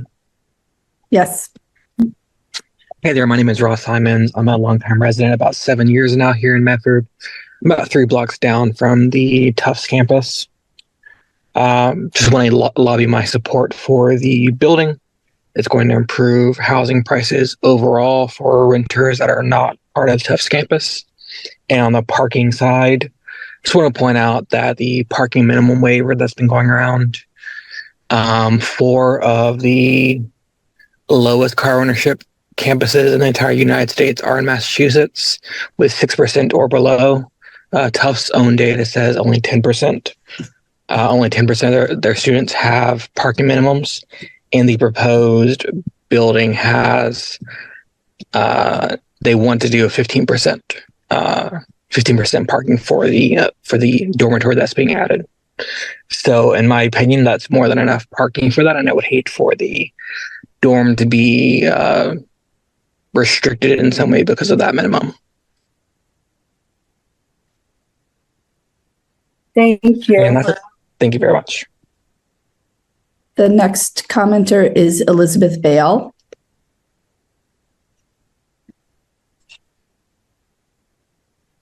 Thank you. Can you hear me? Yes, but there's an echo. I'm not sure if you're on 2 different devices. How about now? Is that better? Yes. Do what? Sorry, just a second. Okay, I hope you can hear me now. Yes, we can hear you. If you can state your name and your address. Elizabeth Bale, 34 Emery Street, which is a few streets over from the proposed site. And I learned of this project only on October 28th, and I do try to follow what Tufts is doing, but I feel like, I think in some of the letters, it may have been stated that for something this size and magnitude and impact on the neighborhood, it certainly would have been really nice, and I wish it was required, that Tufts could have sent letters around or in some other way of informed people who live in Medford Hillside, because this is really going to have, to me, a hugely negative impact. We've worked with Tufts for years over various issues, and we've asked for housing on campus because we have negative impacts from students living off campus. But, we've participated in asking for mitigation on other projects. But I just want to echo the comments of everyone who said that these are way too huge and tall for the scale of the neighborhood, and they're going to permanently damage the neighborhood. And I don't understand why they can't take advantage of buildings that they have control over or own, like Hillside Hardware and other sites, to make either several lower buildings or make these buildings lower and take advantage of other opportunities, because I'm just really horrified at the scale of them. And I have really appreciated Medford Hillside and worked hard to get the T station here. And I don't want to see this whole neighborhood ruined by these colossal buildings. Thank you. Thank you very much. Our next speaker is Ian Hines. Oops, I think I may have clicked the wrong one. Ian Hines. There you go. Yes, thank you. So my name is Ian Hines. I am also with the Carpenters Union, and I just wanted to echo what my brother Noel was saying before. Also, follow up on what Ms. Stein and Mr. DeRico were talking about, about the qualified contractors and how this process has been working. Now, to my understanding, this is a private development, which means that it is exempt from a lot of the protections we typically have on public projects for universities such as Tufts, or in the past. Now, what that means for us is that we have no general contractor liability in Commonwealth of Massachusetts.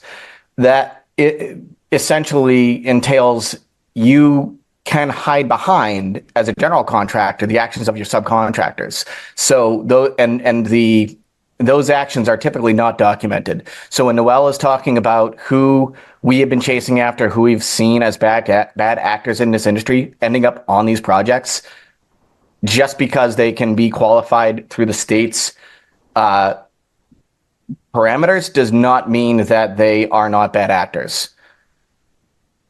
So I would just advise and please request, as someone who, my whole family's from Medford. I was born in Medford, raised my first few years of my life in Medford, and still there plenty of times, and also represent those 200 workers that live in the city and more who will work there. Please understand this part of the issue, because there are too many ways that those cheating contractors are getting into these projects. Thank you.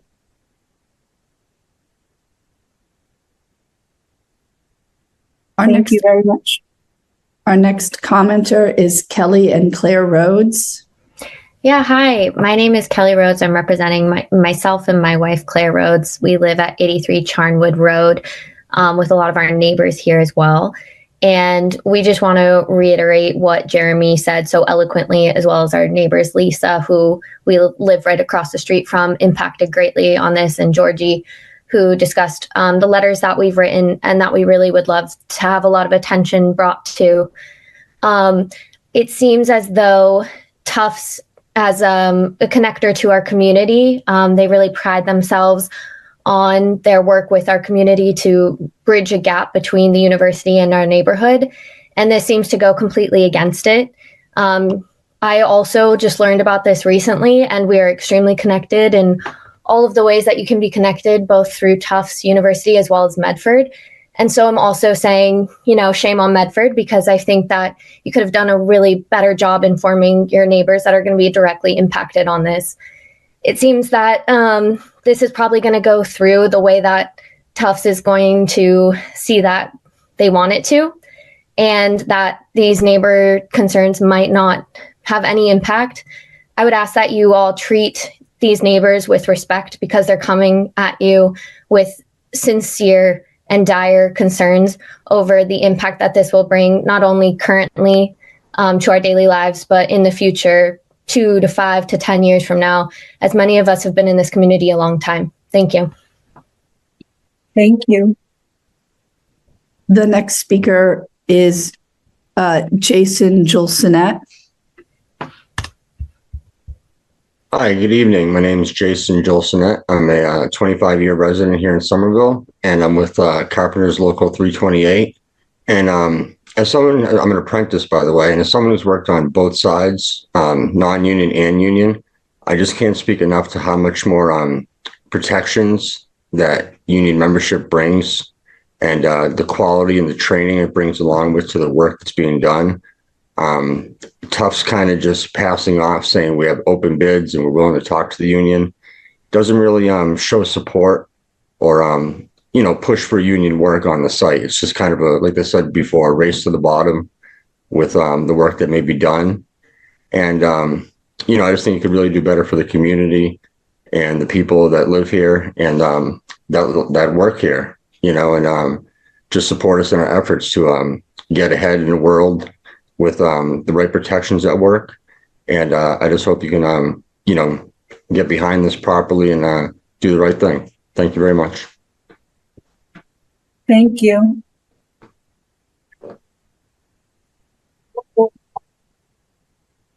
Sorry, I got called away. Is the next speaker Richard Lavoie, or is that who just spoke? That's the next speaker. Yes.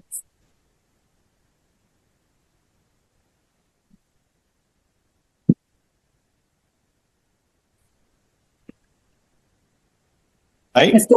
Hello? Yes, hi. Rich Lavoie. I am a lifelong resident of Medford here at Sheridan Ave, and I am also a representative of the Bricklayers and Allied Craftsmen. And I have just two questions. What is the financial relationship between Capstone Partners and Tufts University? And also, has Capstone publicly committed to not making a profit on this project? So look forward to hearing the answer. Thank you. Thank you very much. The next speaker is Jeff Saliba. Good evening, everyone. My name is Jeff Saliba. I am the business manager of the Heat and Frost Insulators Local 6. I represent around 600 mechanical insulators, with many of them, and I mean many of them, living in Medford. Sometimes I feel like I'm the only one in that union that doesn't live in Medford. But I want to touch on wage theft. The construction industry is plagued by rampant wage theft, a practice that exploits workers and siphons billions of dollars annually, with Massachusetts alone seeing an estimated $1 billion stolen from workers each year, according to the Massachusetts AFL-CIO. Unscrupulous subcontractors frequently misclassify workers, underpay wages, deny them sick time, deny them overtime, or fail to pay workers altogether, creating a systematic crisis of exploitation. Institutions like Tufts University and contractors like Early Construction bear a moral and perhaps legal responsibility to ensure that workers on their properties are paid fairly and in compliance with the law. Turning a blind eye to the practices of subcontractors and claiming no responsibility for their actions is not only complicit, but perpetuates the cycle of abuse. I believe the only reliable way to safeguard workers' wages and uphold ethical standards is to hire union contractors. Union contractors ensure transparency, accountability, and adherence to wage and labor laws, guaranteeing that workers are paid fairly and treated with dignity on every job. And I appreciate your time. Thank you. Thank you very much. The next speaker is Mike Krasinski. Hi, I submitted written comments, so I will just be brief. Judy Weinstock, my neighbor, had brought up a point earlier about how these are 12-month leases. And I know Alicia had mentioned to start off the meeting that they had checked with their legal team, I guess, about, of course, I don't think any reasonable person would say a dorm is not protected under Dover. But this project sounds a lot more like the Scape development that they tried to do in Fenway and tried to do in Davis Square, and both of those failed. And neither one of those would have obviously been entitled to Dover because they're essentially for-profit projects. And if you really think about how this dorm is going to operate and be operated by Capstone, not by Tufts, it sounds a lot more like a for-profit project than a dormitory.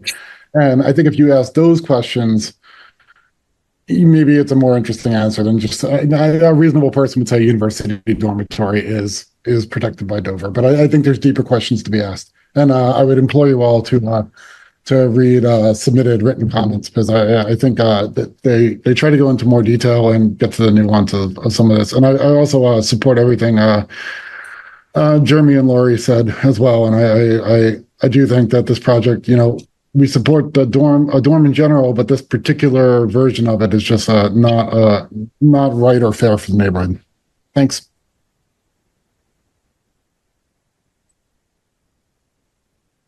Thank you. The next speaker is Laura Jasinski. Good evening, everybody. My name is Laura Jasinski. I live at 65 Burgett Ave. I'm also a member of the Medford Arts Council. I was a member of the Medford Comprehensive Master Plan Steering Committee, and I'm also a proud double jumbo. So say that to note that I care about the success of Tufts, but very much care about the success of Medford, and want to be one more voice in appealing to this board to use every tool in your power to provide the level of review that the project of this scale really requires. We've heard a lot of concerns tonight. I echo those concerns around building height and mitigation, and also just recognize this as, I think, an opportunity for Tufts, but really an opportunity for Medford. And we're setting a precedent with this building, and we need to be do that with care. I think someone said that really nicely. So have a lot of concerns around, again, the impacts that this will have on the neighborhood, and ask Tufts to really show up as a true partner with the community. Use this as an opportunity to build a bridge and not to build a wall. Thank you. The next speaker is Chatton Green.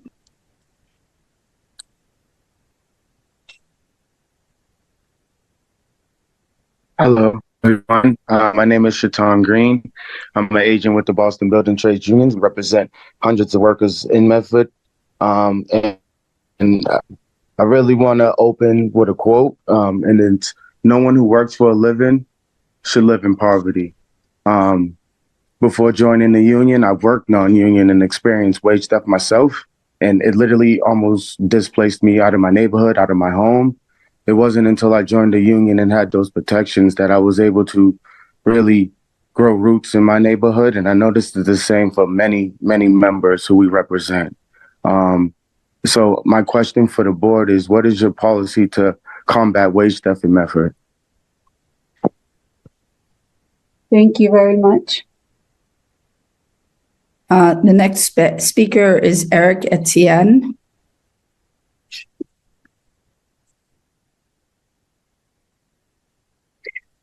Eric, you're muted. Are you able to unmute yourself?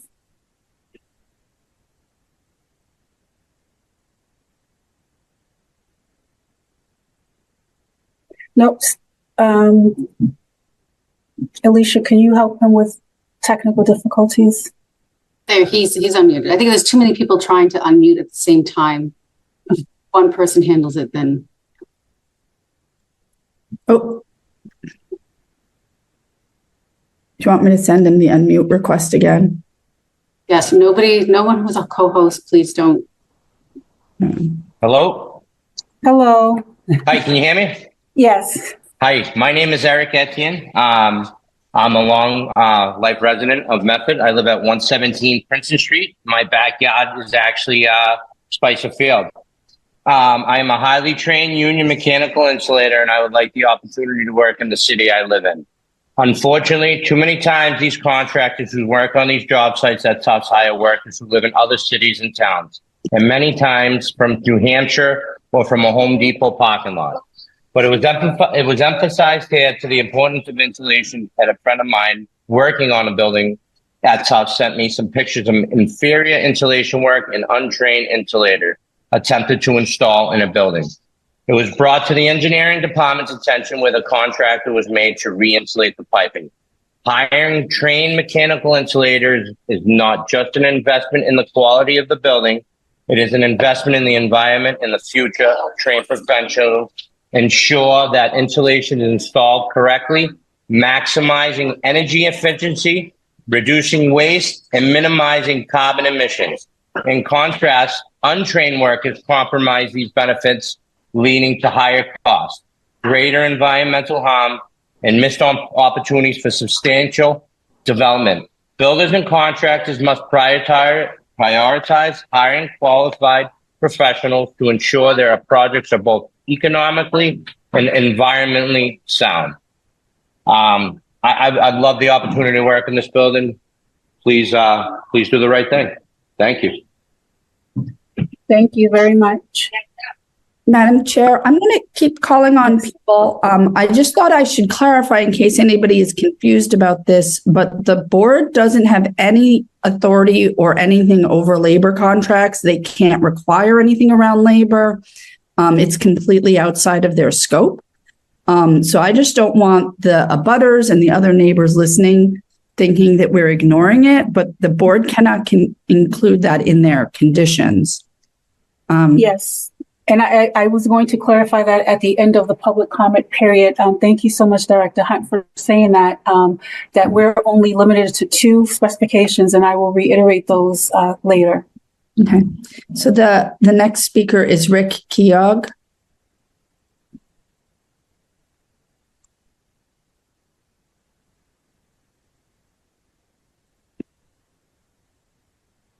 Hi, it's Rick Keogh. Can you hear me now? Yes. Yes. Hi, I actually don't live in Medford. I'm a sheet metal representative for the Sheet Metal Workers Local 17. And I'm in that area all the time. I have, members that live in Medford, and I also have family members that live in Medford. And they'll be sending in their emails. But just want to reiterate, I'm not going to go on just like the other building trades because I don't think Tufts itself. Tufts used to be a very honorable school. They really don't care. It's all about the profit now, as you can tell by the building. These buildings are there just strictly for profit. But as far as I'm concerned, driving down, they're adding a 10-story building with commercial property at the bottom.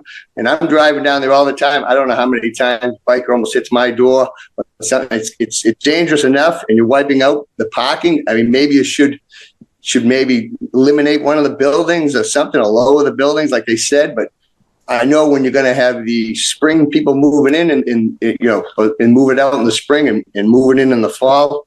I said it's dangerous enough there. I really think I think these neighbors are right. You're asking for trouble.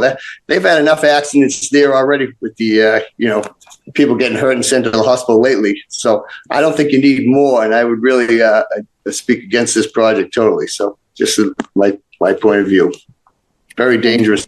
Thank you. The next speaker is City Council President Zach Bears.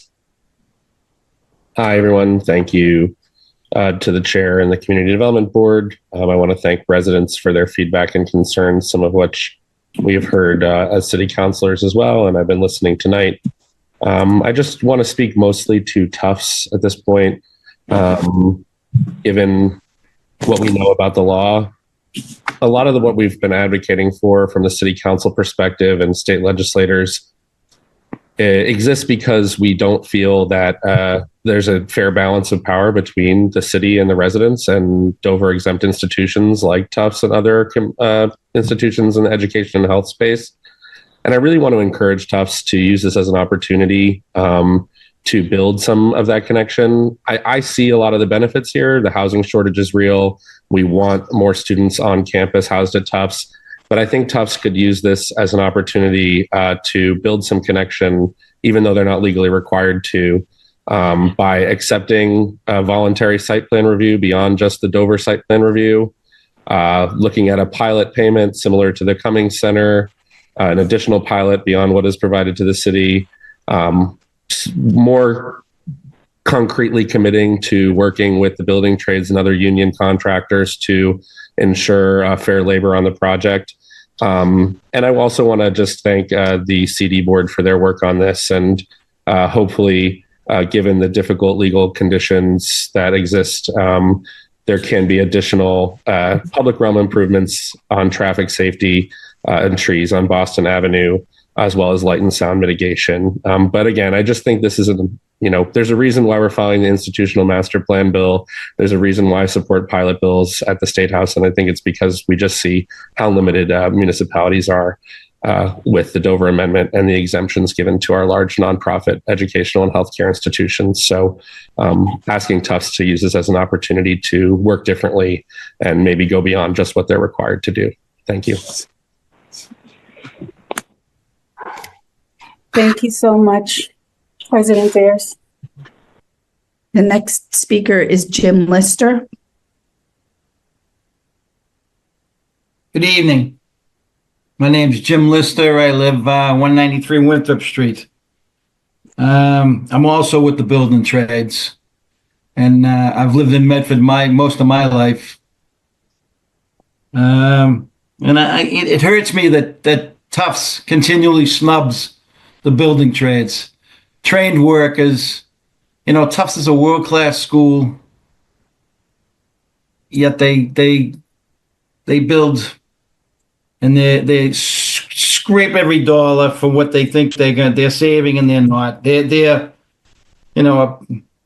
penny wise and dollar foolish. I would like to see them commit, like any other world-class school, to build all their buildings and maintain all their buildings with the Boston Building Trades, with a collective bargaining agreement. I know this board said they can't do anything about that, but we have the power in other ways to, hold off until they come to their senses somewhat. The procurement I don't want to say the last thing. Again, Tufts is a world-class institution. Wage theft is real. Exploitation is real. It happens every day. It happens under your nose. I would hope that Tufts doesn't want to be a part of that. I would hope that this board would better understand what the word open shop means, what the word union means, collective bargaining. You need to know all those things before you can make a judgment on giving them a building permit, giving them the rights to build a building. Exploitation's real. I hope that you do a little research, please. Thank you. The next speaker is El Rocco. Hi, can you hear me? Yes. Hi, yes, Linda Rocco. I live at 15-17 University Ave. Just a couple of points I'm going to make. I find it very interesting that Tufts University is telling the Medford residents that we're beginning construction on April 1st, 2025. I also know I have a major issue with the building height. At one time, it was 7 floors. Now it's 10 and above. I have an issue with parking on University Ave. I noticed in one of the pictures that there was some kind of construction parking area on University Ave for construction workers. I'd like to know exactly where that's going to be, because no one will be parking anywhere near my property. I have an issue with trucks coming up and down the street of University Ave. What type of damage is it going to be to the street of University Ave? And who's going to repair the street? I have an issue with construction going 6 days a week. I work 5 days a week, and I certainly don't want to hear trucks coming up and down the street of University Ave on a Saturday morning. And the last issue I have is if and when they do break ground, the rodents, the rats, and the mice that are going to be floating around University Ave, Boston Ave, and God knows where. Thank you very much. Thank you. Madam Chair, that is the last one. I can check for more written comments, but I'd like to know if you actually, I'll tell you.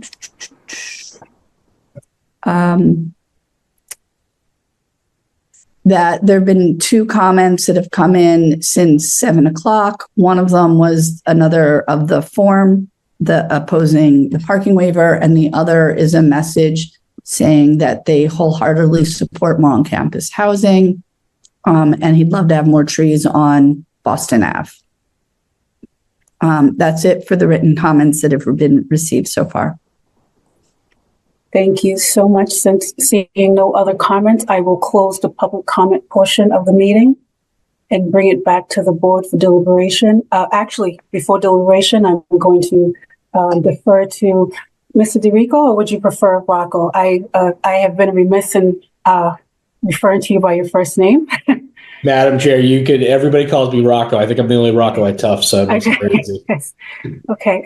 There are actually 2 questions that I would hope that you can answer the public, but then I will defer back to you and your partners on which others you want to address this evening, or you don't have to feel pressure to answer them all this evening.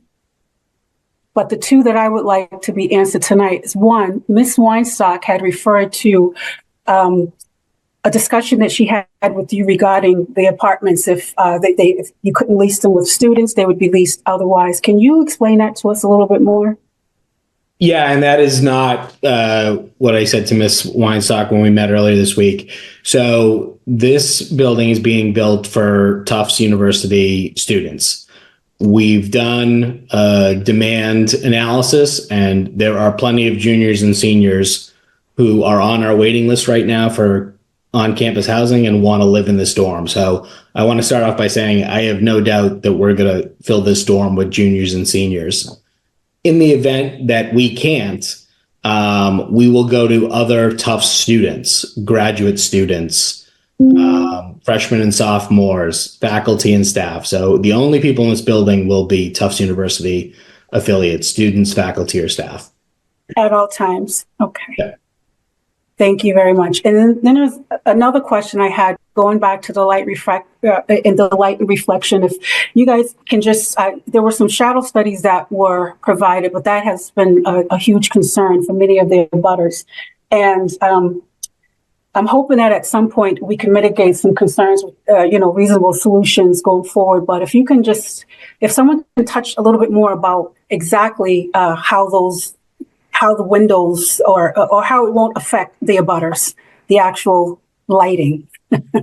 Sure. I want to allow David Manfredi, our architect, to speak to this a little bit, but I do want to emphasize that, I know one of the things that was brought up was low light emission windows. And the issue with that is, as part of the passive house standards, you need to allow light to kind of come into the building to heat a certain portion of it because you're relying on the light for it. So there are things we can do to try to mitigate shades, blinds, other things like that, and we're going to do that. But there are other parts of the project that we can't because we have to meet the building code. David Manfredi, did I say that correctly? And B, is there anything you want to add to that? No, you absolutely had it right, Rocco. I will reinforce that it is passive house, and because it is passive house, that very much limits the amount of glazing to approximately 30% of the surface area of the building, and so that limits the light spill that would come out of those windows. There will be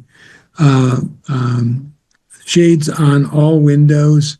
They rely upon the occupant using the shades, but that they will be on every window in the building. There is glass is rated by its visible light transmission, and typically that's somewhere. It can vary widely. Of course, you could get reflective glass, but I don't think you want that because that just increases the amount of daylight or sunlight that's getting reflected across the street. You want probably a visual light transmission that's, I don't know, I'm going to say somewhere around 50 to 60%. But keep in mind, these are residences. Not dissimilar to your own, meaning that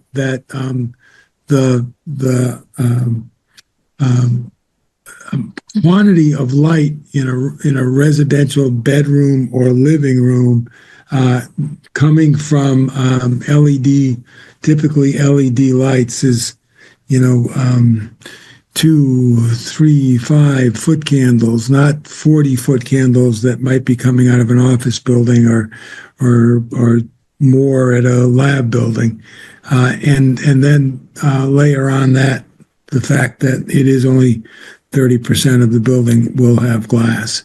But we will look at all different glass types, and we're still in an early stage, and we'll look carefully at all the specifications for the glazing. Thank you so much. Should probably also note, David, that the existing parking lot, with the way that the configuration of the spaces is, that when people pull in to park there, you're seeing headlights that are much more intense light and focused light coming into the neighborhood. Redeveloping that parking lot will actually remove those more intense lights from shining down into the neighborhood.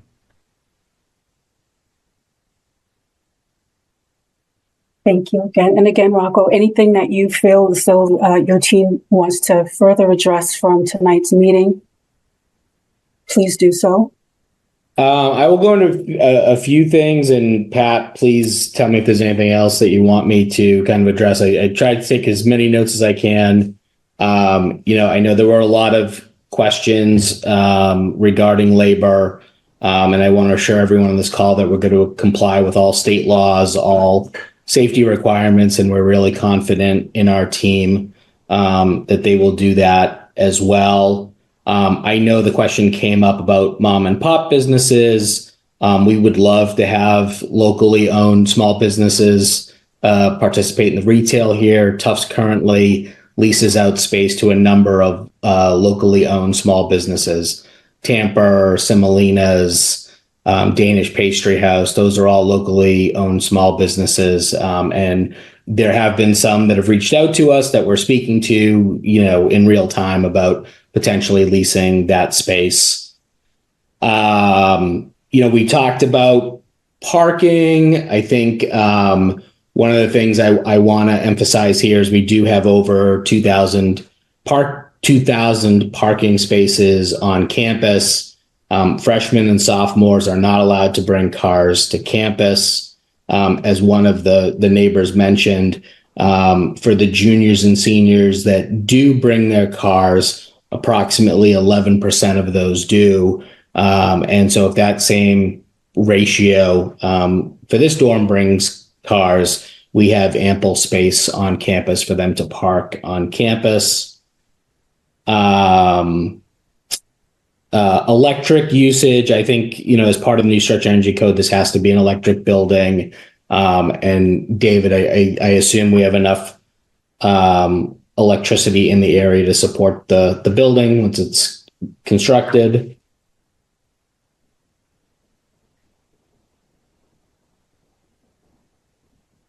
David, I'm going to ask you to unmute. Director Hunt, if you can unmute David. Yes, thank you. Yes, there is sufficient power, substation resources for the power for the buildings.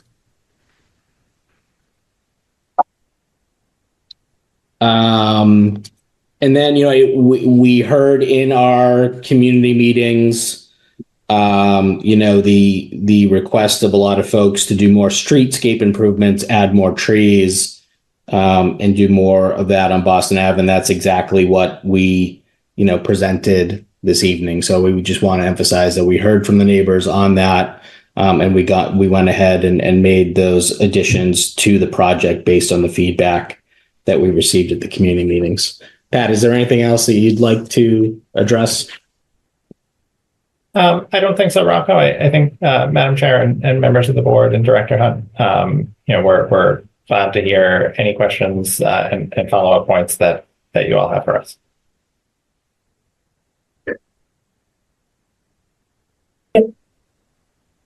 Madam Chair, two housekeeping things. Can we ask the board, Tufts to provide us with the slides so that we could share those. We'll add those to the file that's available to the public. And a minor housekeeping, our board member who's actually recused from this item had to log off from his computer. If he is actually on one of the anonymous iPhones or some other, please raise your hand so that I can identify. He had a computer problem and was reconnecting with the phone, but he's recused from this case anyhow. But other than that. Madam Chair, can I ask a question? Yes, please, Mr. Gallagher. Thank you very much. Would it be helpful? We didn't include in our initial presentation an overview of, I guess, the specifics of our application and where we are requesting relief through site plan approval. Would it be helpful to provide an overview of that for the board? Yes, so I know that parking is one, and we weren't discussing parking in detail this evening only because the director of traffic and parking has not had a chance to weigh in, and neither has the board. But if you feel as though it will help with the public this evening, you can go right ahead. Thank you, Madam Chair. I think it would be helpful just to kind of set the table and deliberately wanted to stay away from the legal stuff earlier to keep everyone awake and with us. I think the unique piece of site plan review for Dover amendment projects under the zoning ordinance is, as you had noted, Madam Chair, the inquiry is relatively limited to a two-part test. And the first is the use protected by the Dover amendment? And then the second looks at what reasonable regulations concerning the bulk and height of structures and yard sizes, lot area, setbacks, open space, parking, and building coverage requirements should be imposed on the use. One of the unique things about how we were able to design this project is to do so in a way that really deliberately minimized the amount of relief that we would be requesting from the board. So in this case, and we outline this in our application, we are seeking a small amount of relief from the front yard setback along Boston Avenue. And in that case, only for small pieces of the building. Most of the building will still comply with the setback requirement. We're also seeking a small amount of relief from the side yard setback along University Avenue. We are seeking what I would describe as technical relief, given that the Tufts campus is a single owned parcel. There are going to be buildings in the rear yard, which is ordinarily not permitted by zoning, but given the nature of the campus, we're seeking relief for those items as well. And then, as you noted, parking, and again, we want to give folks time to review the parking impact study that we had provided, and we'll be following up with the transportation department on that as well in between now and the next hearing. And then, the last piece that we had included is relief from certain requirements of the solar ordinance component of the bylaw. And our intention is to build the building in a way that it will structurally accommodate future solar. Today, we do not have any plans, any definitive plans, I should say, for solar installation, but it's absolutely something that the team is looking into. And I think I can speak for the team, would be very interested in trying to do that in the future. So again, just to really summarize, we're really trying to minimize the relief that we're seeking, keeping this building below the maximum height limitation. And that was an important piece here, while also trying to provide for Tufts, what is really a significant opportunity to bring as many students back onto campus as it's able to do. So happy to address any questions, but appreciate your time, Madam Chair. Thank you so much, Mr. Gallagher. And if there's no other questions or comments from the proponent or partners, I am going to open it up for board questions or clarification.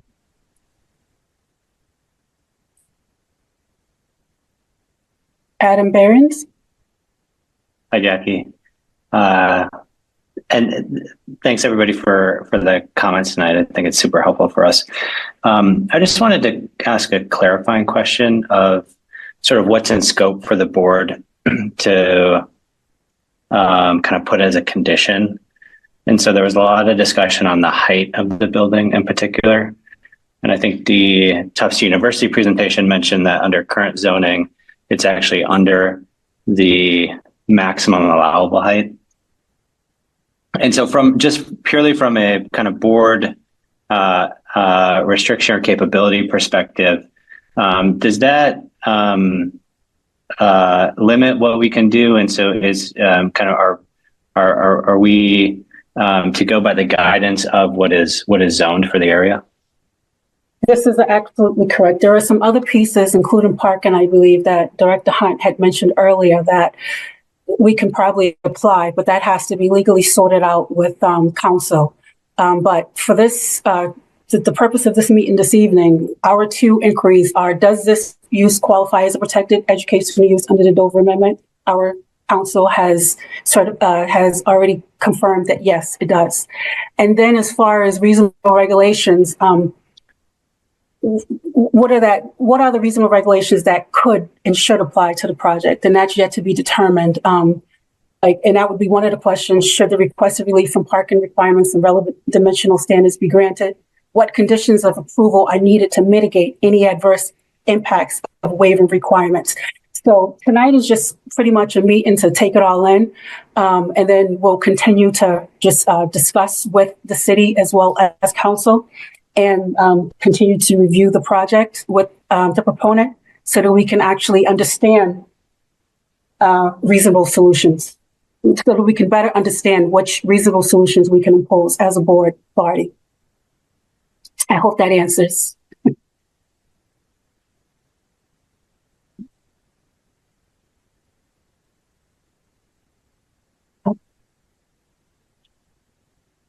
Sorry, I don't know if you're muted, Adam. Oh, yeah, that Okay. answers. Thank you. Sorry. Awesome. Thank you. Ben Lavallee. Thank you, Jackie. I'd like to just invite maybe Tufts or whoever the appropriate party is to respond. It came up a couple of times, and I know that there's what's within the power of the board and what isn't, but this is a great opportunity with almost 100 people on the line to address the change from 7 to 10 floors that was brought up by a couple of community members. And so it's a great time to provide context on what happened there, change in scope. I know, it was mentioned sort of housing as many people as possible, and that makes sense, but just wanted to sort of bubble that one up to the top and see if anybody wanted to chime in. Thank you, Ben. Thank you, Ben. Yeah, that is a good question, and I'll start off and then pass it off to Barb. But I just want to make clear that there was a proposal a few years ago that was 7 stories on that site. We never filed for that project. We never went to the Community Development Board. We just weren't able to proceed at the time due to financial conditions. And then, as we've stated earlier in the call, we really wanted to maximize the amount of beds we had on the site. A couple of the comments that we did receive on that previous project was, can you put more beds on campus? You need more beds on campus. And so we took a hard look at that, but I will pass it off to Barb if there's anything else she wants to add to that. Yes, and Director Hunt, can you please unmute Barb Stein? There we go. I am. Thank you. Thank you very much. Yes, I will add a little bit to what Rocco said. We have one chance to build on this site, and we really wanted to maximize what we could do here. This building is not only a little bit taller than the last iteration, but it's more efficiently laid out so that we can get as many beds as we can out of the communities and onto this site. it also had to achieve some economies of scale for it to be financially feasible. So that was a factor as well. Thank you very much, Ms. Stein. Before I go to Ari Fishman, I want to just let the public know, because I see a couple of hands up, that the public comment period has passed on this. Any further questions can be emailed to ocd@medford-ma.gov. At this point, we will not be taking any more public comments this evening. Ari Fishman? Thank you, Madam Chair, and thank you to the applicants. I want to express my sincere gratitude to all the neighbors and union representatives that turned out for this meeting. It's a very concerted effort, and I kind of speaking for myself, but I think also for the board, we really hear and appreciate the time and thought that you've put into your comment. We read every single piece of feedback and strongly consider it, and I thank you for taking the time. I have a few kind of thoughts, questions, etc. The first one is that I kind of understand that our role on the board, we cannot require anything about union labor. However, as was just mentioned, this is a call with over 100 neighbors, and I would love to hear if Tufts can perhaps say anything about committing to the aspects that the unions brought up, things like committing to no wage theft, committing to hiring locally and hiring young people and apprentices. It's something that I think would go a long way towards supporting the community and building some of that goodwill. In terms of the other aspects that we are looking at, we are allowed to look at things like height, bulk, setbacks, etc. And I've seen a lot of shadow studies in my time on the Community Development Board, and I have not seen one that has such strong, serious effects on the neighborhood and have the proponent not say anything about mitigating it. Usually I'm a huge proponent of dense housing. I love the fact that there's going to be more on-campus housing. I think that's a mutual need for both the university and the community. But those are some serious shadows, and there was no discussion about decreasing them or limiting that effect on the neighbors. And that is actually something that I really do want to hear more about. And I look forward to hearing more guidance from legal about what are the parameters within the height, bulk, etc. exceptions in Dover. Thank you so much, Ari. All right, we've come to the end, and I'll just summarize. Can I ask if someone from Tufts can perhaps comment on my question about voluntary commitment to? I'm not sure that we can. They can definitely comment, but we can't pressure. That's not something that's not in the board's purview. So they can. I think, and I don't want to negate your comment or silence you on that, Ari Fishman, but I believe that Rocco tonight has answered it as best as he could. But if he feels as though he wants to provide a different answer.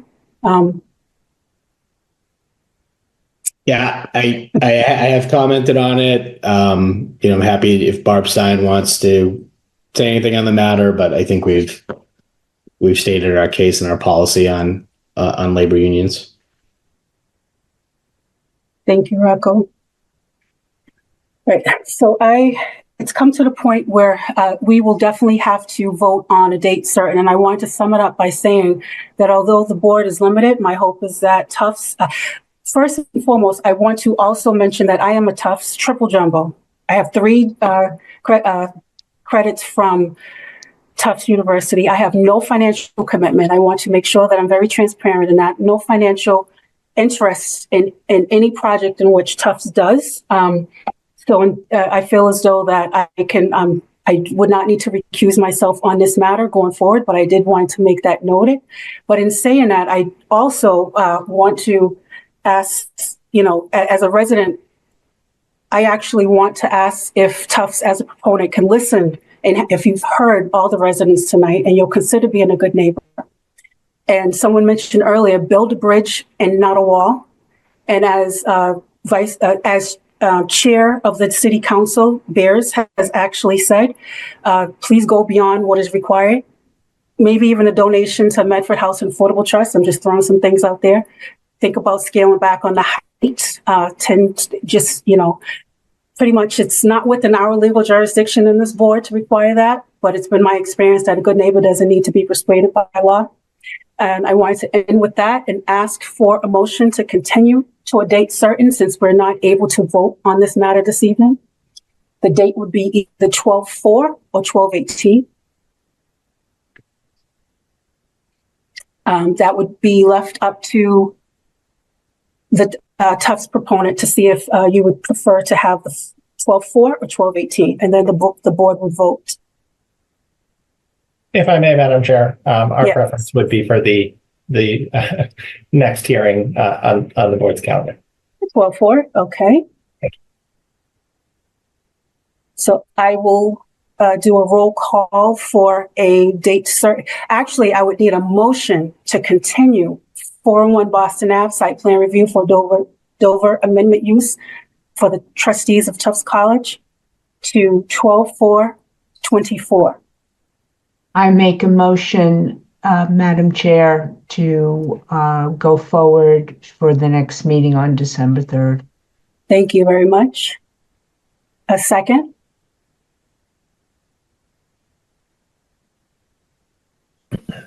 Just a point of clarification, I think the next meeting is on December 4th. The motion was said for December 3rd. Yes. Oh, I apologize. 12/4. Yes, 12/4. And I automatically heard 12/4. Sorry. Thank you. And so the motion is for 12/4 and a second. I'll second it. Thank you. And I'll do a roll call vote. Ari Fishman. Aye. Sabrina Alpino. Aye. Adam Behrens. Aye. Annie Strang. Aye. Ben Lavalley. Aye. And myself, Jackie McPherson. I'm an aye. Thank you so much, Rocco, and everyone that has showed up tonight for Tufts University. We will see you on 12/4/24. Thank you, Madam Chair. Have a great evening, and thank you. And thank you to all of the public.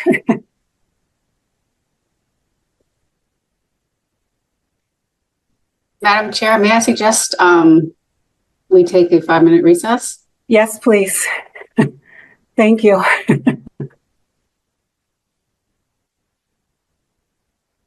So I'll just clarify for anybody, there is an additional agenda item. We're taking a 5-minute recess. People will turn their cameras back on when they're back at their. That was an extremely cheery timer sound. I know, I discovered the timer app. Wasn't that cute? If only I found it earlier. Was that the Zoom timer? Yeah.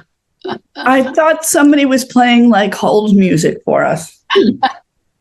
All right. Thank you for doing them. I needed to stand up and walk away from the computer. No, yeah, thank you for and just quickly, I mean, Tufts is gone, but I originally said that I have 3 credits from Tufts. They're probably like, you only did 1 class. I meant credentials, just for anyone that's still listening. I'm like, wait, credits? Wait, they're going to be like, you did 1 class? So, yeah. I don't think I need to disclose that I used to work for Tufts and haven't in years. Yeah. Half of our office are alums as well. Yeah, no, I don't know. I totally, there was another Tufts jumbo on, so I figured I would say that, but I probably should have kept it to myself talking about credits. As we're getting started for our next agenda item, you should let me know who of our speakers you want me to make co-hosts. I think Paula is going to present, or Emily. I mean, one of you is going to share your screen. I'm looking for Emily. There she is. You're awake. Can you unmute her?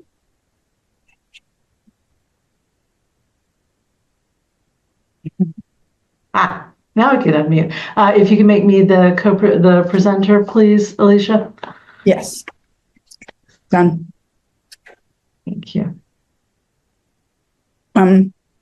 Only co-hosts are able to unmute themselves. So I've made you the co-host, but if you want to have members of your team speak, you can make them, you can click the unmute button for them and things will go more smoothly that way.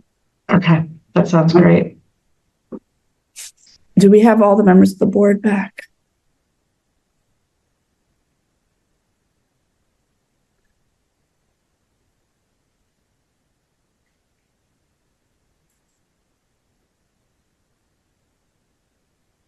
Looks like we do. All right, Madam Chair, whenever you're ready. So for our next item, let me just put it in front of me.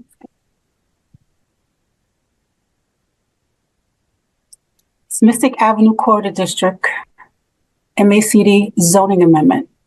I will read the public hearing notice.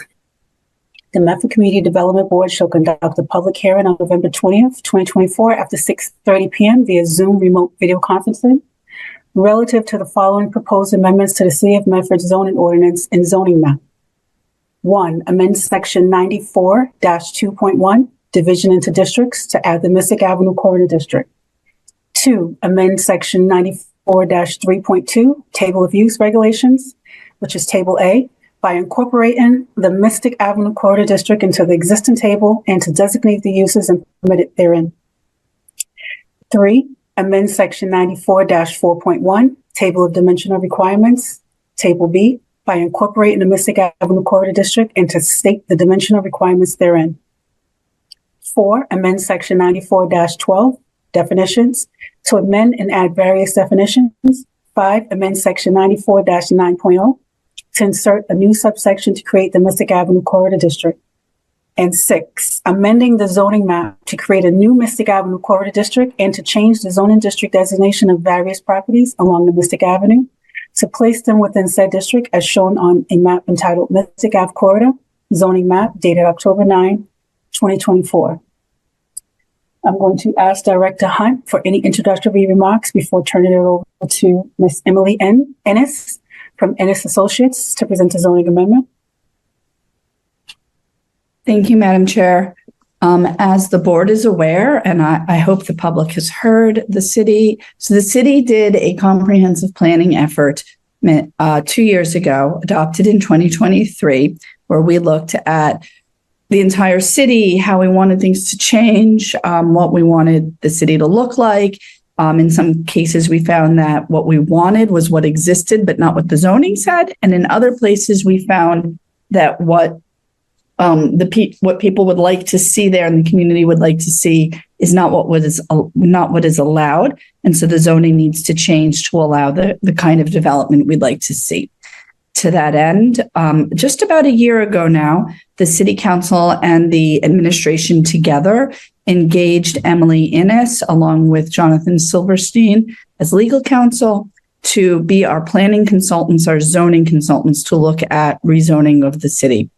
In May, you all had before you some preliminary changes to the zoning that they brought forward as a first step. We then have been working on additional changes, and I will actually point out that the consultant and our staff meet twice a month in public meeting with the City Council at the City Council Planning and Zoning Subcommittee to review zoning ideas, changes, proposals, etc. And through that process, we've been working on a number of different items and areas, but the most urgent one is Mystic Ave. And the reason Mystic Ave is coming first is because the city has been getting a lot of development pressure, a lot of interest from developers to build things on Mystic Ave. And in general, what they're proposing is not what's allowed by zoning, but are things that would be attractive to the city and the city would like to see. And so some of those proposals have helped to inform the zoning, as well as the research and the work done by Emily and her team at Innes Associates. They've worked diligently on zoning for Mystic Ave, and our staff and members of the City Council have met with them regularly. We actually meet weekly in working meetings and twice a week in public meetings to review things.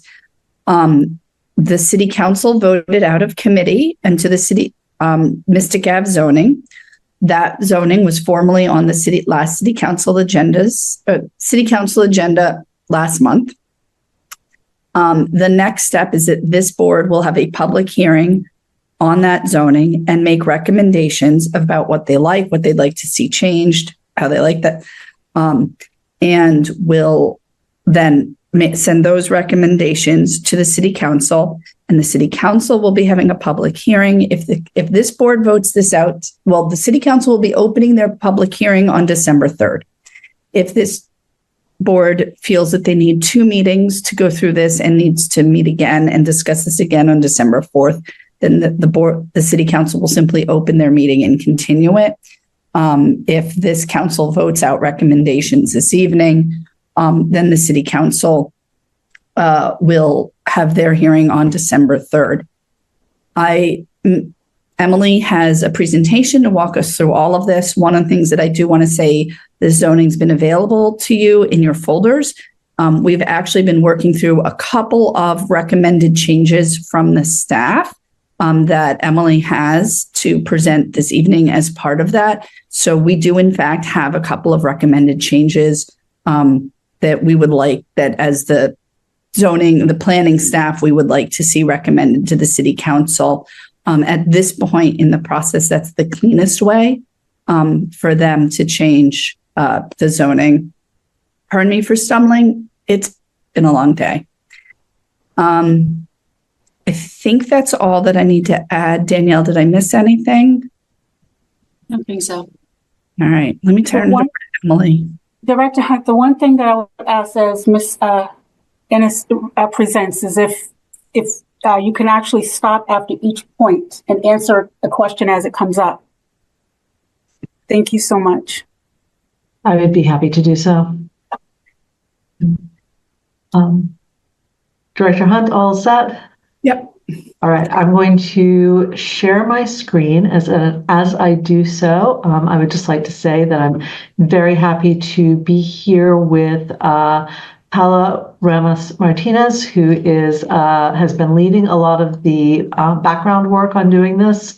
And has been an integral part of this, and also Jemmy Rocha, who has been doing the mapping analysis for our team and is in fact a resident of Medford. So the 3 of us have been working very closely with the city, as Alicia said. And we're delighted to bring to you this first set of recommendations that involve geography, that involve an actual area of the city. The recommendations that were made and passed this spring were mostly administrative. This is the first that has an impact. So what I'm going to do is I'm going to take you through the high level changes that this zoning has. I'll talk for most of it. Paula will talk about some of it. And then as you suggested, Madam Chair, we will stop after each presentation or each slide or point and stop for questions, because it is a lot. I am not taking you through every single word of the text because you do have that in front of you, but I do want to give you the framework for the zoning. So we'll just talk a little bit about the timeline. We have been workshopping some of this since we came forward with the administrative changes and started focusing on the geography itself. We were talking about in the comprehensive plan the idea of corridors, squares, and neighborhoods. And so because of the development pressures that are coming on Mystic Avenue, we started with corridors. We've also been looking at Salem Street as well, although that's not coming forward tonight. So in September, we really started to drill into Mystic Avenue and what should that look like, and then proceeded from there. These are all meetings with the planning and permitting committee to bring forward the final draft, which you see tonight. And then, of course, because it's zoning, we do have a few amendments to share with you, or proposed amendments. So let's start with the main part. These are the sections that we're looking at. Chair McPherson already read out some of them. them, but just to let you know, we are changing a couple of different sections of the existing zoning ordinance, and then we're adding a brand new section, which is the Mystic Avenue Corridor District. So I'm just going to hit each of these in turn. We are adding a lot of definitions. These definitions are being added to the main part of the zoning ordinance because we anticipate using them for other parts, other recommended zones later in this overhaul of the entire zoning ordinance. So these are the list of definitions. I do have them at the end of the presentation if we need to look at them. But you're going to see that they're in a couple of different categories. Now, this is these new definitions are responsive to a few issues that came out of the comprehensive plan and discussions with city staff. So in the case of arts and creative enterprises, some of the additional definitions for commercial, for housing, for light industrial, these are about housing, which we certainly heard about earlier today, but also jobs and economic development. And it is zoning as marketing. It is saying these are the things that we, the city of Medford, would like to see in our community, in our commercial areas, in our mixed use areas. And then some of them, healthcare being one of them, in some of the other actually related to housing, is where the city has bumped up against definitions not being as flexible or as specific as they needed, whether it was the building inspector looking at an as-of-right building permit or something where a proposal has come forward. So we've tried to give definitions as additional tools for the city to use. So I'm going to stop here and see if there's any questions on definitions.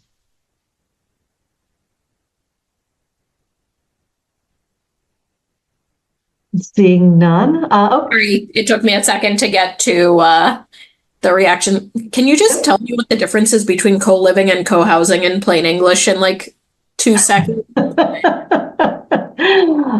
Yeah, absolutely. So the difference is how the actually, if I answer and get it wrong, I'll feel really bad. So let me just jump to, did we put it on here? We did. Okay, so this is in our supplemental definitions. Always look to the definitions. So co-living is where the residents have input over the selection of other residents. It would be like if you got together with a group of friends and said, look, we'd like to share a building, share a cluster of buildings. We're going to have smaller units, common living space, but you all together got decided that you were going to do that. Co-housing, you don't have that situation which the tenants are choosing. So the idea is that the living spaces are the same. It's smaller personal units with larger shared common spaces, but one is an intentional community, if you like, and the other is allowing people to join as they choose, but it's not a group of people coming together to start off that co-living arrangement. Does that make sense? This is a little bit newer in Massachusetts. There have been these housing types on the West Coast for a while now. I can remember a Dwell magazine article from like the 1990s. There is a senior I'm pretty sure it's co-housing in Littleton that's been being built, where the historic home or the original historic building is the common space, and then there are smaller buildings around it that allow people to live together and share amenities. Are you also talking about the legal entity which you have in New York City and in San Francisco, co-ops, cooperative? This would not comply with a cooperative? That is correct. That's a different legal structure. Thank you for bringing that up.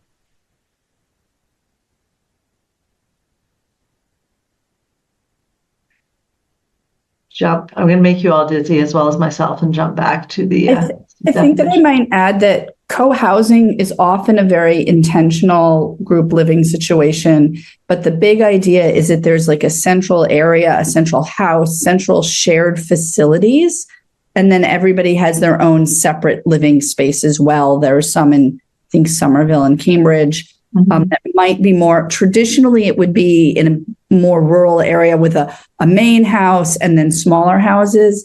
You might see it in an area like Somerville where it's an apartment building with some big shared spaces and then smaller spaces. My impression is that there's usually shared living agreements that you agree to when you move in there.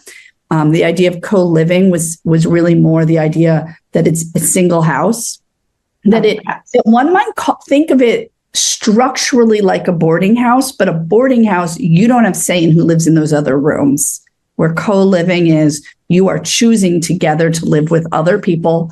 You're not saying that you're a family, but you are choosing to live in this place together. These are some definitions that actually came from some members of the city council who were asking for some of these definitions. And it was, if I may add on to that, it was in part to allow, and for the same reason that these other definitions are here, to allow a wider variety of housing types.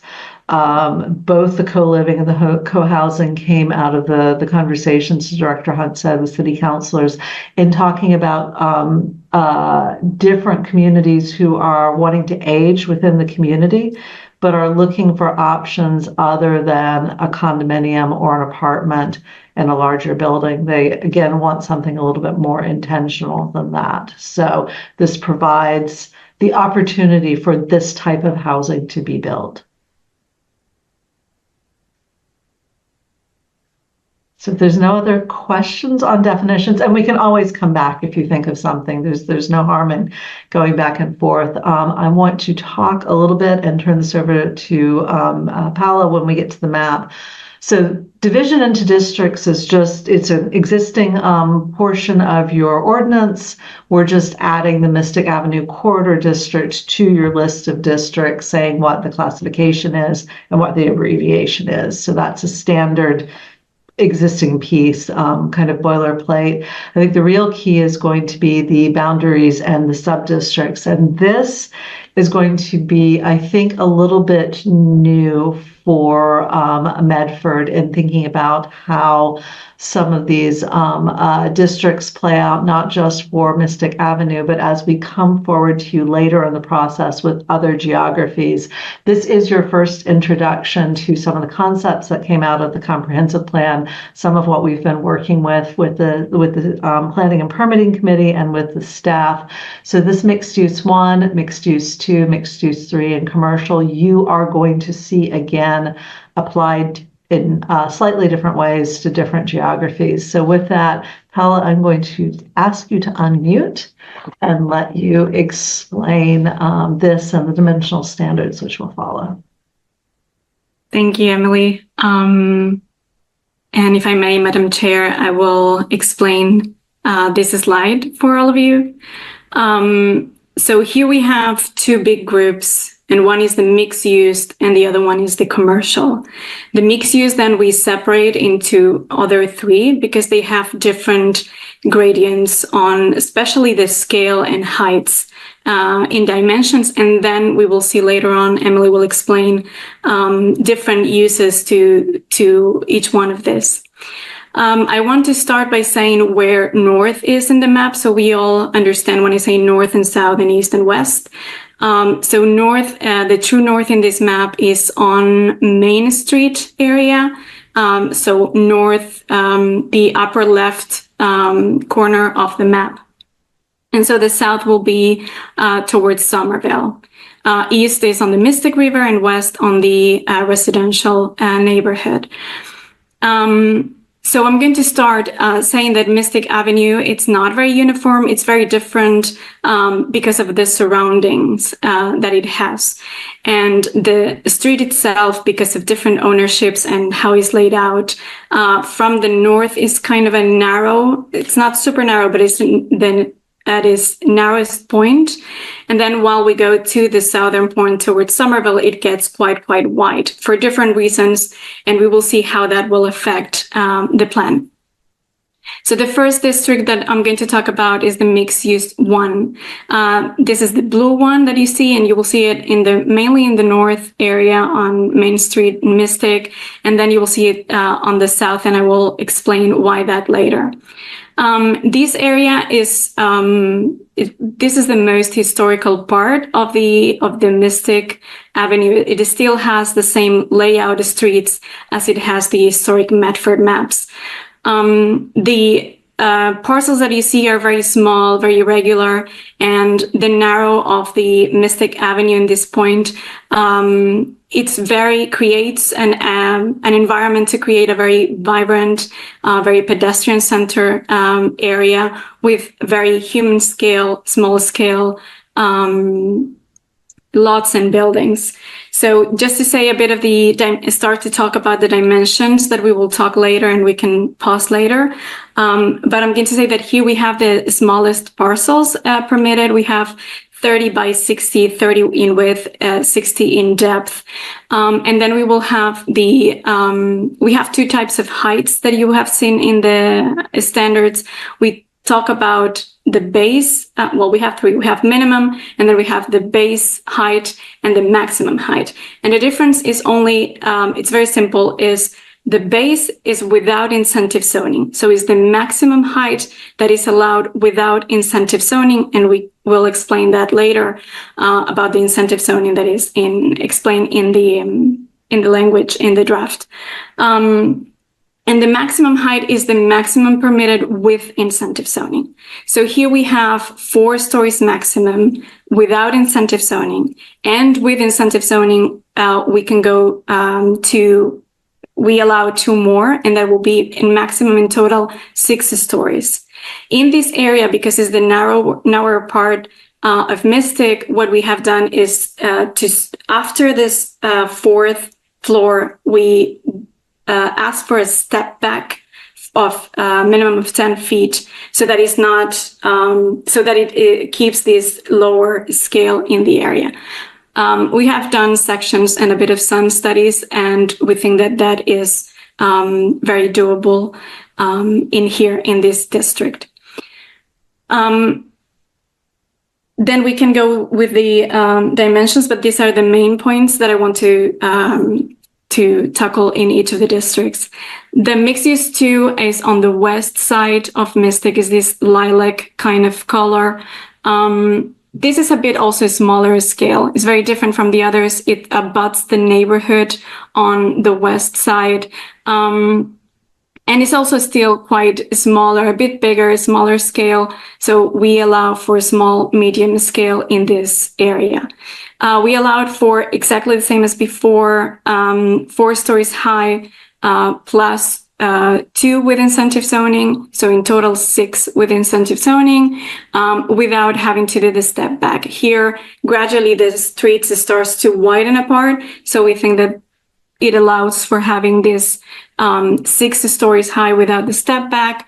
And also it creates a bit of variety in the and diversity in the facade design. If I go then to the one thing that is different from the rest is that the rear setback, because it abuts the neighborhood, is a minimum of 10 feet. If then I go to mixed use 3, this is going to be the biggest scale, the highest scale, bigger plots. We can see it very clearly on the lots here, more regular than the others. And it has a great advantage that is on the east side, it abuts all the infrastructure in green. And so we can permit in here to have a higher building, because the longest shadows are going to be from the west towards the east. And so we have plenty of space in there to really go higher. So the lot sizes in here goes from the minimum 60 in width, 120 in depth, and that's the minimum. And then the heights, we create a plinth so that it kind of uniforms the area. And that plinth is of 4 stories height. And then from there we have a base height that is the plinth 4 plus 6 of like an upper building. We call tower, it's not really a tower, but upper building. And this needs to have a step back of 20 feet because of the height being sometimes a problem. So we break that facade from having a lower plinth and then 20 feet step back and then 6 floors on top, giving us a total of 10. And this is without incentive zoning. With incentive zoning, this upper part can go higher up to 10. So in total, would be 14 stories. And then in the southern part where we see the commercial, so we see that here is really a very wide street. The kind of active and vibrant corridor starts to loosen that that kind of atmosphere because it's really too far away. And then we have a lot of the Parkway, the Mystic Park Valley Parkway, connection, the connections towards the 93. So we have more heavily traffic in here. And some of these areas, really on the southern part, are not really meant for walking because it can get very dangerous near these very traffic areas. And it's good for commercial because then the logistics are very easily to go in and out towards the 93 immediately. So that's why we left this part as the most commercial. So no residential in here. And we will talk about the uses later, but we also bring some of the light industrial uses in this area. Then we have a little bit of that mixed-used one, and that is abutting all the residential. We don't want to have the commercial in this area. We wanted to make it more for the so that it's easier for the residential and to abut residential better. We also have the park that can benefit from these type of uses, the Columbus Memorial. And I think there's only one thing that I also want to mention, and is that also the mixed use 3, we have a rear setback to allow to have some buffer between all this infrastructure and the buildings of at least 30 feet on the rear setback. And I think that is all. Thank you. Thank you, Paula. And before we open it up for questions, I just want to reiterate, I had mentioned that Jimmy Rocha, one of our colleagues, had done a lot of mapping in this area. And so we were looking at the existing conditions, not just the current uses that were on these sites. Paula mentioned looking at the historic development patterns, the historic street patterns.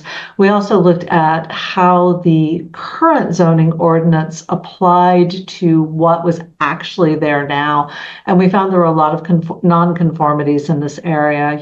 For those of the people who may still be listening from the public, non-conformities is when the parcel or the building that actually exists does not match the zoning. It makes it harder for somebody to reinvest in their property. And so we had a couple of goals here. One is to create that connection in the northern part, the mixed use one, with the downtown across the river, the infrastructure.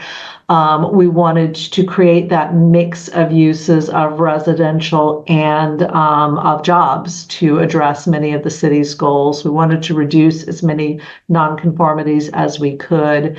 And so the map that you see here is really responding to a lot of input, a lot of research on what's on the ground now. And what could be there based on what we heard in the comprehensive plan process, based on the city's goals. And then also thinking about, and I think Paula spoke to this when talking about where the shadows would be. So putting the taller buildings next to the infrastructure, keeping the shadows away from the neighborhood, keeping the impact away from the neighborhood, and then allowing the building height and massing to drop down as we approach the existing neighborhood. So those are really the goals of creating these districts. Would love to answer any questions at this point.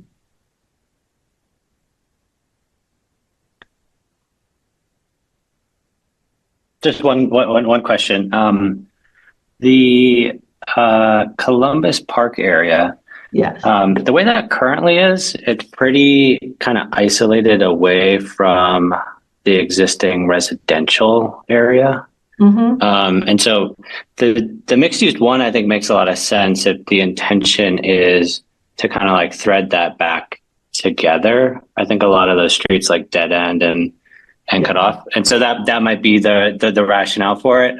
Because the way it is today, it kind of feels a little bit more like it would have been zoned for like mixed use 2 or mixed use 3, just because it's cut off.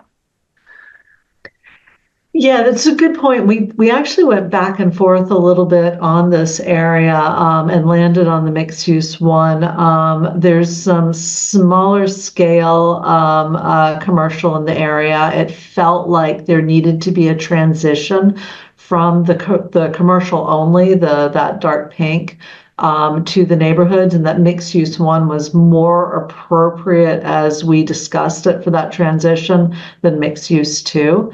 It is something, so I'll mention now, you'll probably hear me mention it a couple more meetings that we have, but one of the things that we're doing is as we recommend these changes to you, to City Council, we know at the end of this process, we're going to need to come back and say, hey, we've recommended changes in different parts of the ordinance and different parts of the city.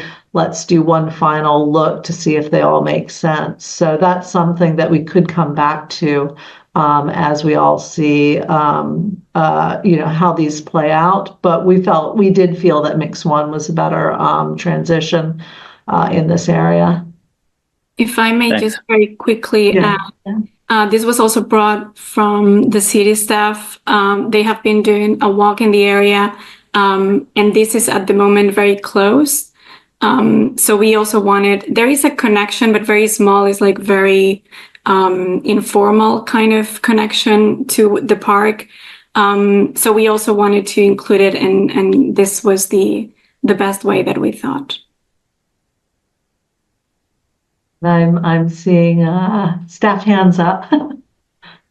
So what is not quite obvious from this map, because this map is a legal map, is the long blue parcel between Columbus Park and the pink is actually rear Mystic Ave.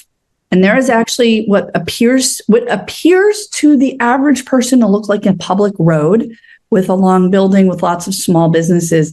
And from rear Mystic Ave, you can just walk straight into Columbus Park. That's what Paula was just referring to.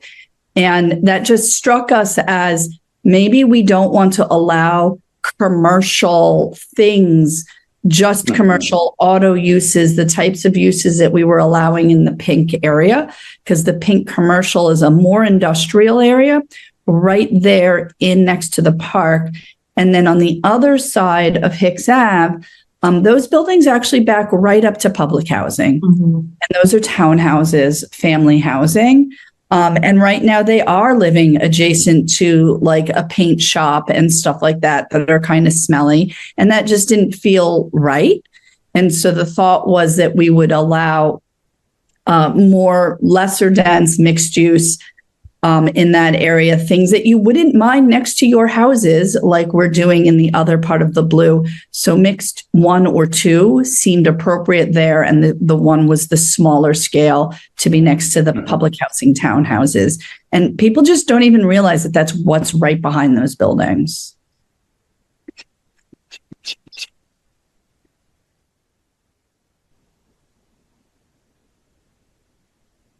Danielle, I think you're next. Through the chair. Yes. I was the one that took a walk and saw that and suggested the change because it didn't feel right. It's environmental justice community. There's the park, there's the elementary school, the public housing, and I smelled paint fumes and I was like, we can't have that here. I think when we were looking at it in plan view, I think there was perceived topography issues, but actually it's completely level. You can walk right into the park from there. So something that was a little bit more of a transition area. And the rear Mystic Ave is actually not even a road. It's a parcel. So it's not even, it's very bizarre back there. I was walking around and everyone kept trying to help me. What are you doing? So I did get a chance to talk to a lot of business owners and property. My partner has a business in that area. Yes, I heard that. Yeah, so you must be familiar. If you stop by OPT Industries, Advanced Technology Company. Ben?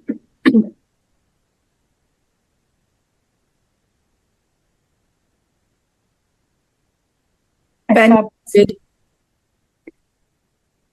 Thank you, Madam Chair. I work for Google, so we use Google Meet, and I'm still getting used to Zoom.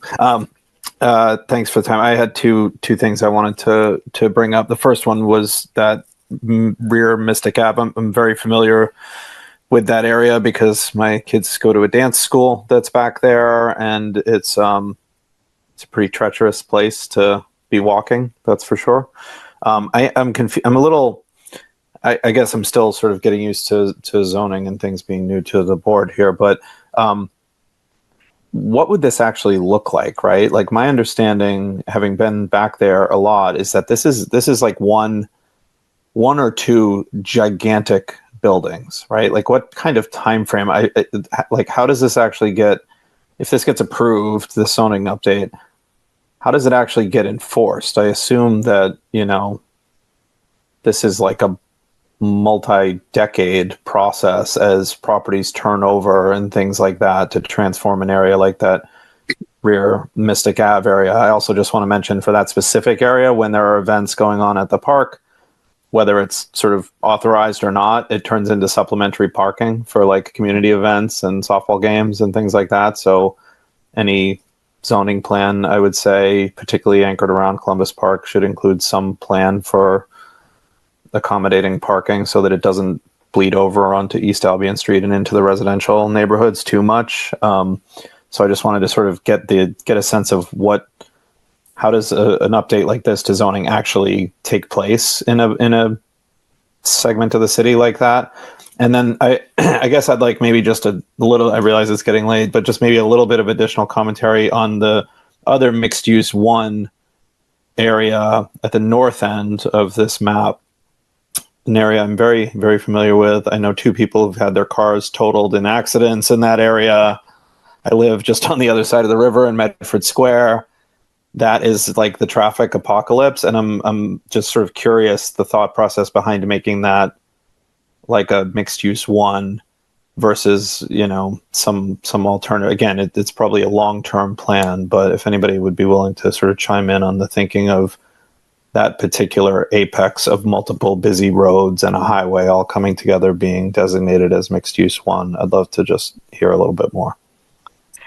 Through the chair, I'm happy to answer that. So you call out an important question, and I'm glad you did, because you brought it up early enough in the process, which is what's the difference between zoning and a development project? And when we think about zoning, we're thinking about a 20, 30, 50-year horizon generally, right? Because the zoning puts the option in place. It says we're going to allow these uses under these conditions. Some of these uses will be as of right and will require a building permit. Some of them most of them are going to require site plan review. Some of them are going to require a special permit. With all of this, and I'll highlight it later, there are development standards that must be met in order for the development to happen.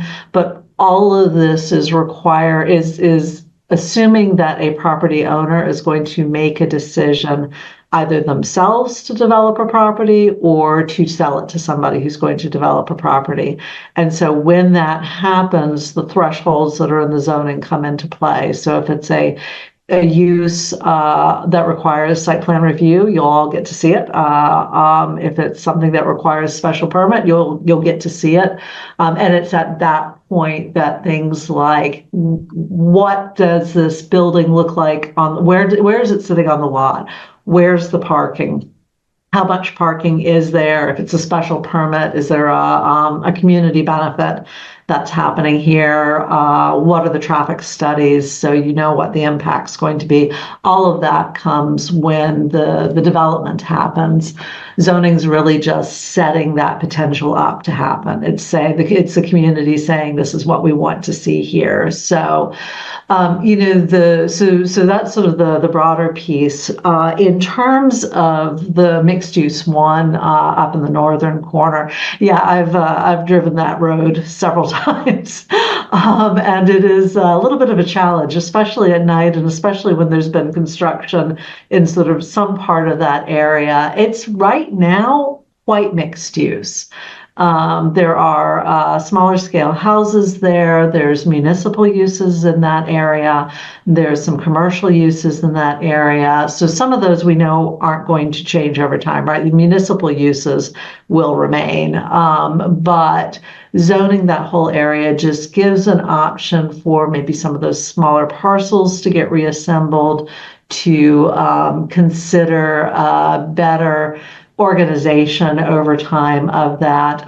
One of the standards you'll see as you go through is thinking, and is certainly critically important for site plan review, is thinking about the access and reducing the number of curb cuts in an area so that you don't have and also reducing the width of the curb cut, so you don't have cars come out at surprising areas, which just contributes to already challenging road layout. So, but that mixed use one is very deliberately at that corner because it's a gateway into the downtown. It's a gateway into a transition from Mystic Ave into a more residential area. So again, it steps that density down to what already exists.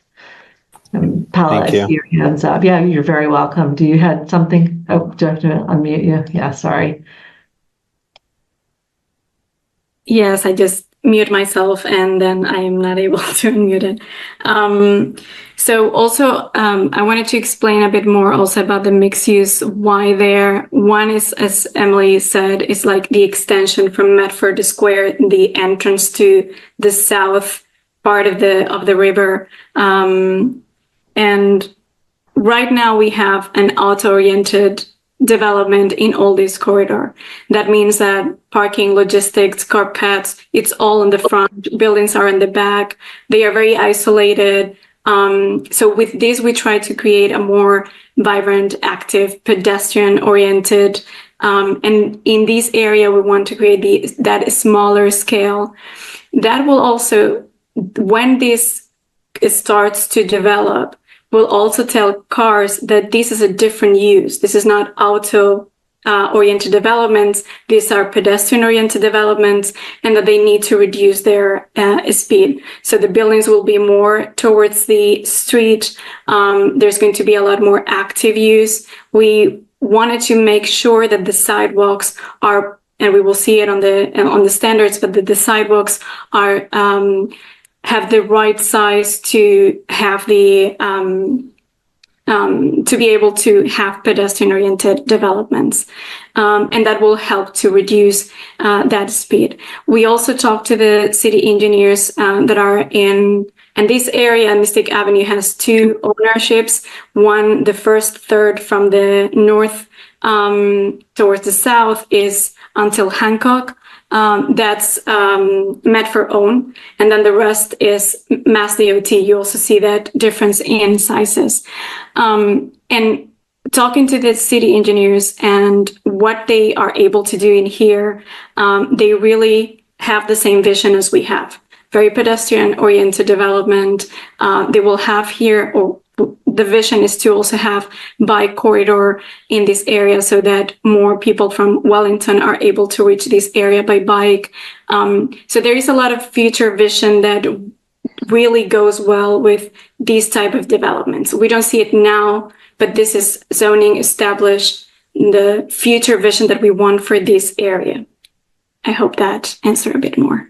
Thank you. I have a quick follow-up question going back to parking. For one, thank you to the city for thinking about the environmental justice of that area. When I came to Medford years ago in the 90s, I actually lived in South Medford. in the Exchange Street projects going along there. So the fact that that went into thought, because I'm still trying to orient myself to exactly what's going on here on Mystic Ave as far as parking. There's mixed use, there's commercial there. I think there's Avelinos and a few other restaurants there that actually has to park. They have like a huge setback with their parking in front of the building. So I'm trying to figure out where they're situated. Never mind Rare Mystic, because I park on Rare Mystic just to be able to go to Avellino's restaurant there. So I'm just trying to figure out how this is all going to situate with parking and so forth and so on. I'm just pulling up the Google map. It'll take me a second so we can see what it looks like on the ground. And to be clear, nothing actually changes unless somebody sells their property. Like what could happen is that the owner of Rear Mystic Ave decides that he could redevelop into something a lot more lucrative for him and makes that like public appearing road and parking go away. He could do that no matter what we zone it, but he or she or they. Yes, and while you're answering that, I am going to actually, if we can please allow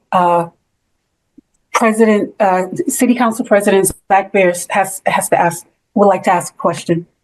I've just asked him to unmute, and while he's unmuting, so this area, can you see my cursor, I hope? So this area is going to be our mixed one, and then we're coming all the way down. Think of mix 2 on the left-hand side and mix 3 on the right-hand side, coming down to here, and then we're getting into the, I have to zoom out to see where I am now, and then we're getting into the commercial area down in here, and then we're out. So that's roughly it, but you can see why we reoriented the map a little bit. It's a little bit easier to see that way. So. Yeah, and I'm just trying to see how this area would be improved, because right now state police they're allowed to park illegally, right? And so I'm just trying to figure out how this all works with parking. So here's the housing we were talking about. Here are those smaller businesses. Here's the Columbus Memorial Park. So we were talking about putting the mixed one in here just so you can see how that would lay out. And then this being the commercial area, you can see there's a lot of parking and commercial uses already. And then as we go north along Mystic Avenue, you start to see that some of the parcels start to get smaller. So the closer you get to Medford Square, the smaller and sort of more mixed uses there tend to be. So it's, it really was a case of looking at what was on the ground and then trying to envision, based on what we heard from the comprehensive plan, sort of collectively in this conversation, what Medford wanted to see, what the opportunities were over that 20 to 30 year time horizon. And I'll cede to Council President Bears. Thank you. Thank you, Madam Chair. Through the chair, I just wanted to give a little more context on a couple things. That big trapezoidal pink lot is the Walnut Street Center now, and formerly Rousseau Marine. So that's kind of where the commercial would start. And then that small purple right next to it, that's kind of where like the current, Dunkin' Donuts, Harrow's Chicken Pie, the thing between Alexander and Bonner is. And then the street that's going in Hicks Ave that goes from the pink into the blue at the end where that intersects with Mystic Ave, that's Avellino's there. So you'd kind of be trying to take those paint shops and the auto shops that are further back along Hicks Ave, and instead of having that abutting Exchange Street and abutting the Missatuck School in Columbus Park, trying to have that be a little bit more of a connected area. I just wanted to provide also one more piece of context on the northwestern end.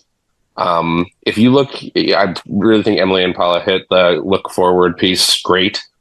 Something that was really important too, just two other pieces to note, is the MassDOT redesign of the Medford Square, Main Street, Mystic Avenue intersection to be signalized, and how that whole area is such an essential transit connector for multimodal transit from an east-west perspective.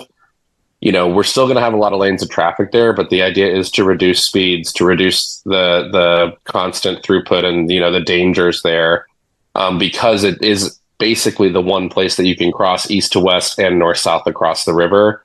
Eventually on the 16 overpass, you're going to have a two-way bike lane that's connecting essentially across that whole 16 connector. And then the other piece where we really wanted to put thought in is what were those street layouts originally designed for? Because this is one of the parts of the city where the auto culture really has demolished the original intent of the street layout. If you look at some really old photos, there were really gorgeous buildings, multi-story, 3-story brick, very similar to Bigelow in the square at the triangle intersection of Mystic and Main. That's now the Mobil gas station, right?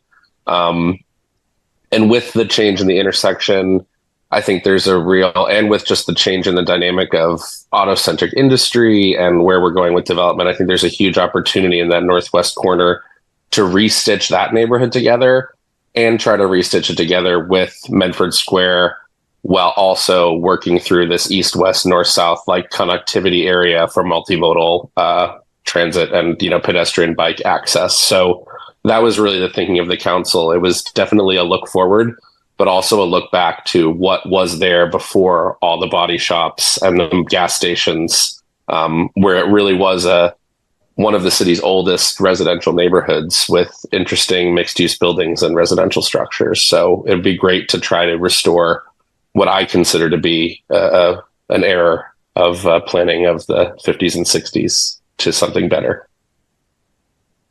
Thank you, President Bears. Before we go to Peter Cowles, I just wanted to a quick note to the public that we will have a public comment period in which we will address your comments then. I don't want you to think that I am ignoring you, but anyone that's not on the member of the board will not be called on until that period. And Peter Cowles?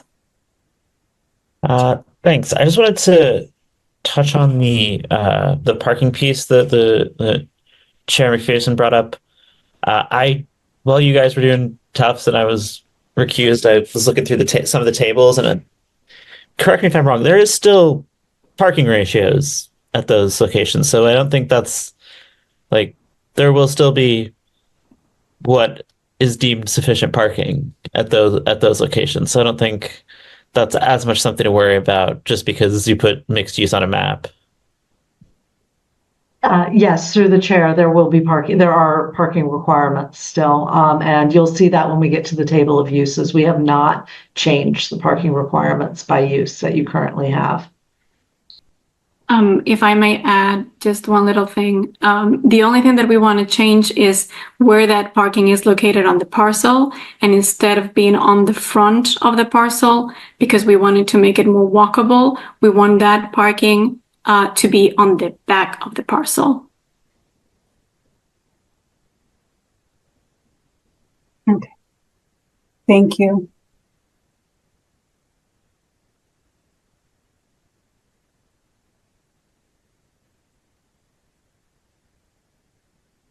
With respect, Madam Chair, I think Adam's hand could be up, or it is on my screen. Yeah, one question just to help with the mental map of kind of what would be permitted. I think, we see, I haven't been on the committee too long, but it seems like in the greater Boston area, there's a lot of demand for life science developments. And so is that kind of development, those buildings have certain needs to them. I don't think I've really seen a mixed use life science building unless it's in downtown Boston. But is that really that would be sort of the development that would be allowed in the commercial part of it? And then the mixed use up to 3 is, maybe life sciences, but has additional requirements that there's other things there. It's not just a kind of corporate headquarters. Yes, through the chair. So we're talking about mixed use district in that the district itself has a mix of uses. It does not require that every building be a mixed use building. Got it.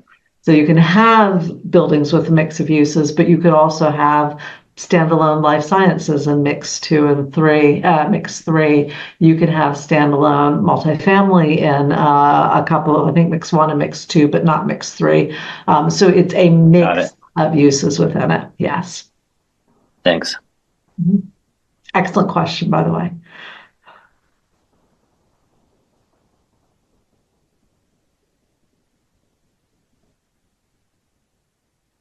Did we get to the point about talking about the actual dimensions? No, I think we have one more question, maybe. No, and then that's next. Oh, I didn't see that Annie had her hand up. Sorry. I just did notice that people are starting to fade.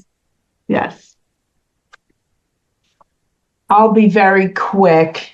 On the subject of life science, I've spent most of my working career in life science, building laboratories in mixed use areas, specifically Cambridgeport, East Cambridge, Watertown, Arsenal, and life sciences are very self-contained buildings. They have very stringent guidelines. They make very good neighbors.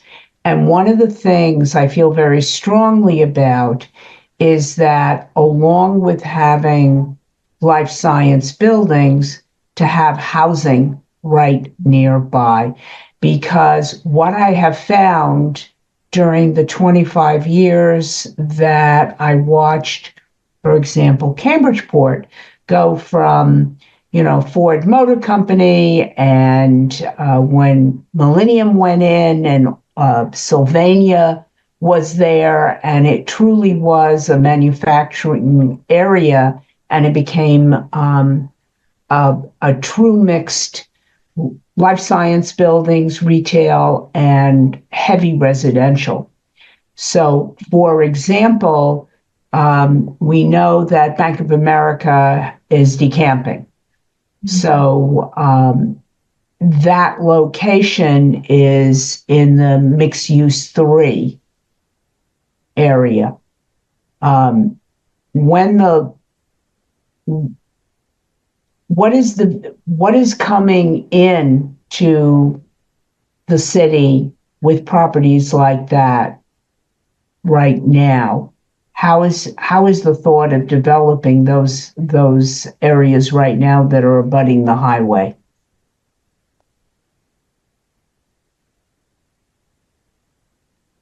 I'm not positive what you're asking, but I'm wondering if we should actually look at what are the uses we're allowing in these areas. Because that's where I was going. Actually, Thank you. does have it allows high-rise apartment buildings, and it allows high-rise life science buildings or other kinds. Some it wouldn't allow, like a paper manufacturer. Right. And we also have in here performance standards.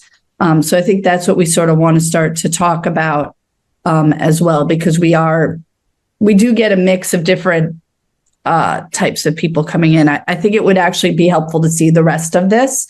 Yes. Because we didn't get specific enough yet for you to really get it, I think. Thank you. So I will proceed with the permission of the chair. Paul, I'm going to do the dimensional standards, and you can jump in if I forget anything. So because we just talked about geography and buildings, we're going to talk about dimensional standards next, and then we'll talk about uses. So these are the table of dimensional requirements, and Paula already hit some of these, so I'm not going to go through them all, but you can see that the different districts have different requirements for lot width, depth, frontage.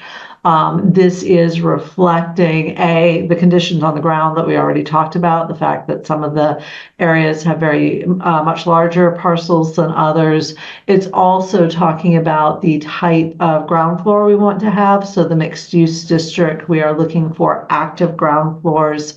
The commercial less so because of the self-contained nature of some of those businesses. You can see the minimum height, the base height, and the maximum height. As Paolo's already explained it, the maximum height is achievable only with these incentive bonuses. And then we've also created a ground floor story minimum maximum height consistent with how mixed-use buildings are being built today, with a higher ground floor that is particularly important in restaurant and some retail. So we wanted to give the flexibility for that. And then Paola also mentioned the step back above the fourth floor for mix 1 and 3. There's a different requirement for mix 2. When you do a step back, you're pushing those upper floors away from the street. And that means that the more is going towards the back of the lot. We didn't want that in mix 2, which is abutting the residential areas, so we don't have a step back requirement for that. If you look at some of the earlier presentations, which I believe are on the city's website, we have diagrams showing that and can certainly provide that to the planning board in the future. We can circle back to these. I do want to get, and I forgot the setbacks. So this is from the lot line to the building. We give a minimum front to widen the street, but also to keep the buildings fairly close. But you see that you have that 20-foot maximum. That's if they're going to do a public plaza or some other activated use in front of the building that contributes to that pedestrian environment. So there's already flexibility. They don't have to ask for a waiver or a variance. There's already flexibility built into the guidelines for doing that. And then stormwater and landscaping. So in addition to the comprehensive plan, the city's housing production plan, the goals for the economy and for housing, the city also has the climate action adaptation plan. And this starts to feed into some of the other standards. So that includes the building coverage, the green score, which is a new type of standard that we will talk about later, and the open space. And so these requirements, in conjunction with the other development standards, are designed to help the city address its climate goals, especially for not just stormwater management, but also the heat island effect with new development. So I'll talk about those a little bit more. Any burning questions on developments on the dimensional standards? Okay, I'm going to move forward and talk about the table of use regulations. Now, I did not in this presentation, because it would have been tiny little text, put up all of the uses, but I'm going to explain what you're looking at, and then I can put up the table of uses and just walk you through them. So you will be familiar, I think, with the table of uses from the existing zoning. This would be added to that section. The bold and is new text, the crossed out is removed text. This is lined up with your existing table of uses. But it will be in the same section, but it'll be its own table, because otherwise you're going to need to do a scroll instead of 8.5 by 11 pages. The Mystic Avenue Corridor District. So in addition to these sub-districts here are not just different by dimensional standards, they are also different by use. So you should be looking for the Y for yes, permitted as of right, the no, which means it's not permitted, or a CDB for a special permit from the Community Development Board. The parking space requirements and the loading requirements, we changed these in the spring. So we have not further changed these. These are still the same requirements for the existing uses. The table of use regulations is broken down into these categories, so residential, community, etc. What I'm going to do is I'm going to stop this share, and I'm going to bring up the actual zoning regs so we can see what that looks like. And then I'll walk you through some of the changes that I think will make more sense to see. So some of the changes are adding the uses that we had talked about in the definitions. Sorry for making you all dizzy. So you see co-living, co-housing, et cetera, coming in. These are the new defined terms that are being added to the districts. Now you're going to see no in all of these, because what we're doing is twofold in this zoning ordinance. We are adding them to the overall table of uses. And then in some cases, we're adding to, for the sake of, yes, they're being prohibited here in Mystic Avenue, they may be allowed elsewhere in the ordinance as we move through. So you will almost always see some sort of definition or table of use change as we continue to come before you. So as I said, in some cases, these aren't allowed, but in some cases they are. So looking at the mixed use one, you can see that we allow multiple dwelling. We allow the co-housing because that's a larger scale. So primarily the mix of uses in 1, 2, and 3 is the multiple dwelling. We're working on some lower scale neighborhood that will have the 4 to 6 unit or the 4 to 12 unit. And we haven't brought that forward to you yet. Community uses are allowed. Some of these are the exempt uses under state zoning laws. So there's some under Section 3 of Chapter 40A, there are some what they call exempt uses. These are included in here in this section. You see the open recreational and agricultural, and then I think the commercial uses are where it starts to get a little bit more interesting, because you see some of the goals for the new economic development type uses coming in. So artisanal fabrication, artistic creative production, those arts uses that we looked at in the definition. You're seeing some of the medical uses come in, or the hospital-related uses coming in. And then there's some uses that came in earlier this spring, like, for example, the neighborhood retail.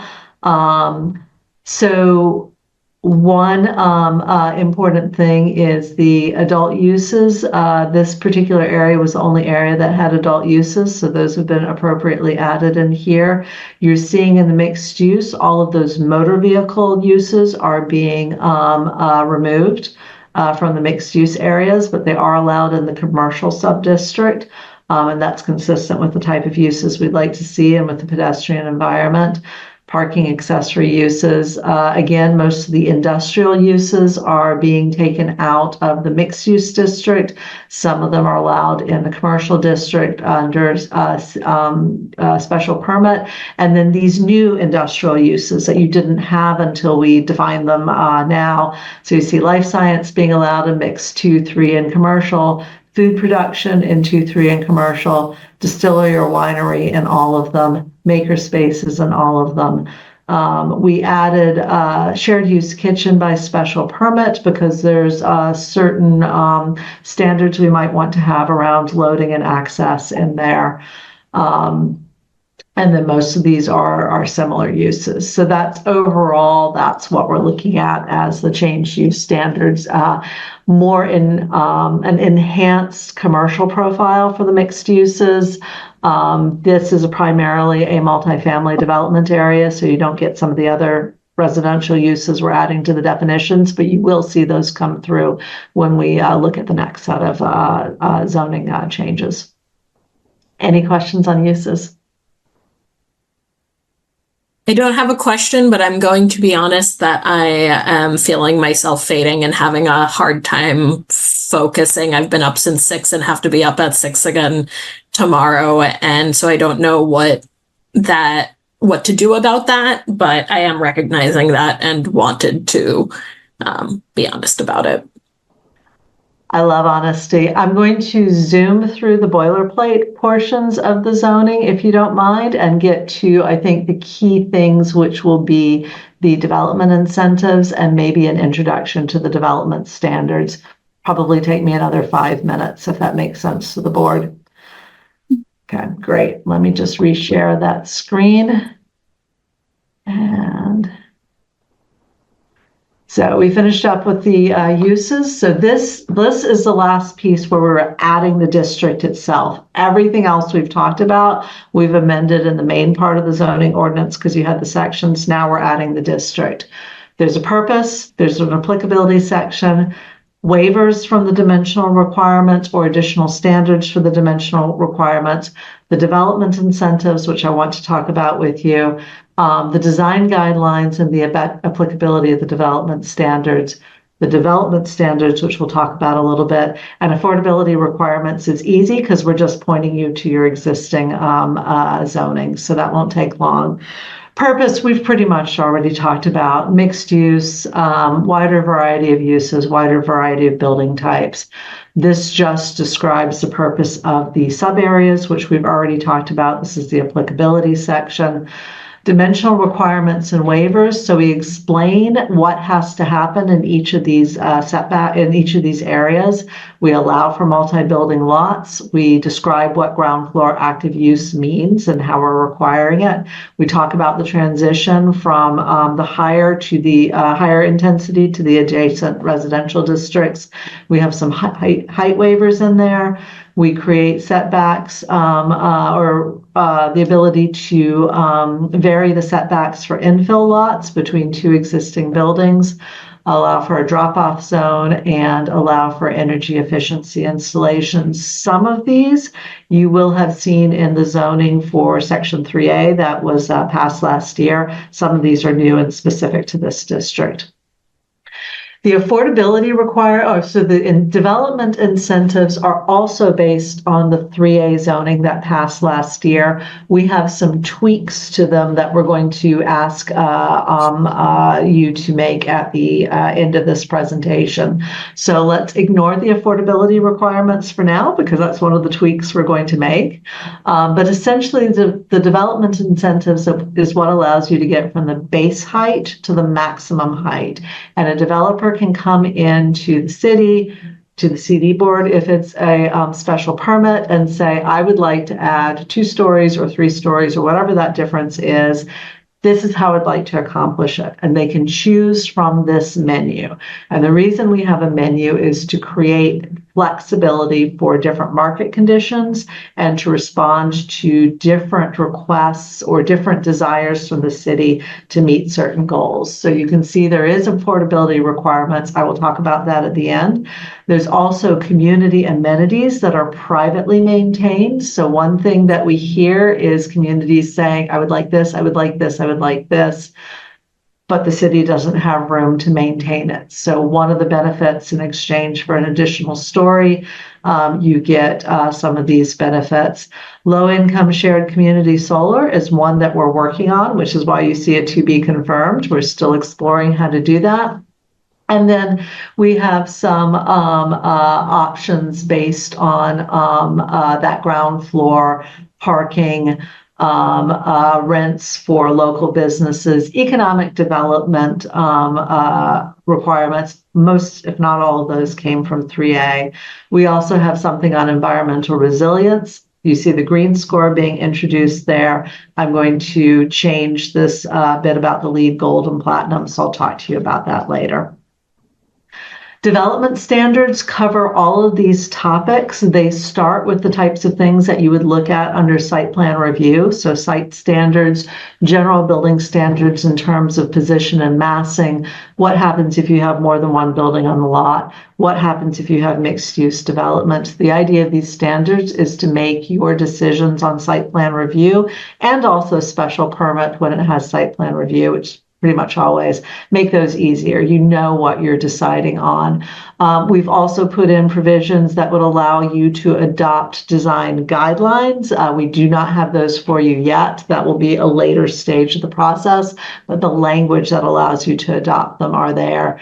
You also have corner lots, standards around parking, and then you have the ability to waive certain standards, just the standards in this section, not the dimensional standards, because sometimes you end up with an irregular lot, or there's topography, or there's some reason why an applicant can't meet the standard. You have the option to discuss that with the applicant and waive these development standards if appropriate. So With that, I'm going to tell you what the recommendations are, and then I will stop talking. The first thing is in the table for affordability requirements. The language we had in there could be interpreted in more than one way. So thank you to Director Hunt for calling that out. We've been working back and forth on some language, and so rather than just saying do 20% of X, this table here starts with your existing requirements on the left-hand side and then creates the minimum percentages for getting either an additional floor or 2 additional floors, and adds them up. So it's absolutely clear how much a developer would have to provide to get that to that state. They could get 1 floor either by creating a deeper affordability, in other words, taking the number of required units and making some of them affordable at a lower rate of income, or by providing more affordable units. So that is their pathway there. The other recommendations we are suggesting is many buildings are already certifiable as LEED Gold or equivalent standard. We would like to remove that and say certified as LEED Platinum or equivalent to 1 additional story. We'd like to delete providing active ground floor space at more than 75% of the ground floor. That was appropriate for the Section 3A zoning. It is not appropriate for Mystic Avenue because we actually have that as our base standard. And then we'd like you to add a height waiver to the dimensional requirements and waivers, because we would like to be able to waive the minimum height for projects that are proposals that meet the purpose of the district and the goals of the Medford Comprehensive Plan. We put a minimum height in here so that you don't have low value buildings going in a higher value area. But sometimes, especially if there's a rehab of an existing building, you want to be able to waive that minimum height. So we've put that in there as flexibility for you. And that is a quick what we have in this zoning. Happy to take any more questions from the board. Thank you so much, Emily. Well, I appreciate all the work that you've put into this, but one of the things that I do know is the board is supposed to recommend for approval, recommend to the city council for approval with the changes raised by the staff as well as yourself. But I think I need, you did an awesome job. You've been, so much effort has been put into this, but in order for me to give a vote, I think I needed to see something from PDS on how I can better digest this. I'm not sure the feeling of the rest of the board. If Madam Chair, the problem is that it's too late and we're too tired because this presentation was how to better digest this slower. Yeah, that's my whole point, Director Hunt. My whole point is that I think the entire board, I'm not sure how they're feeling about voting on it tonight. Yep. And where this. I agree. I think I agree with it's late. I printed out the whole thing and reviewed it before, and it was wonderful the way Emily walked us through. But frankly, I'm fried, and I don't think that is it possible to vote on it next time we meet? That's actually what we said at the beginning, that if the board wasn't ready to vote tonight, right, City Council would just simply legally open their hearing on December 3rd and then continue it to their next meeting so that this board could then look at it again on December 4th. But we do want to strategize on how to not make that a repeat of tonight, because that is what I was going to bring up. That if we continue it to 12-4, we have also just continued Tufts to 12-4, and we will run into the same problem that we had. We will run into the same problem we had tonight on the 4th, where Tufts will have hours of public comment. And I will say you don't have to take that much public comment. We kind of felt like we did tonight, but it can be limited to the items that are new items the new presentation, new materials. And there is a different way of doing questions. Sometimes the way we did it tonight is the best way. Sometimes it might be better to take a question and dispose of it, and then say we don't want to hear the same comment. We've heard, people say that it's too tall. We get it. We don't need to hear it again. We've heard a comment on the union. We're not taking additional comments on the union. That is perfectly legal, and it is a way to do it. It's just, it didn't seem like it was the right way to do it for the first opening hearing. But for continuance, it is very reasonable. But Alicia, to Jackie's point, is there a way to stylize the discussion for the next meeting so we could act on it relatively quickly?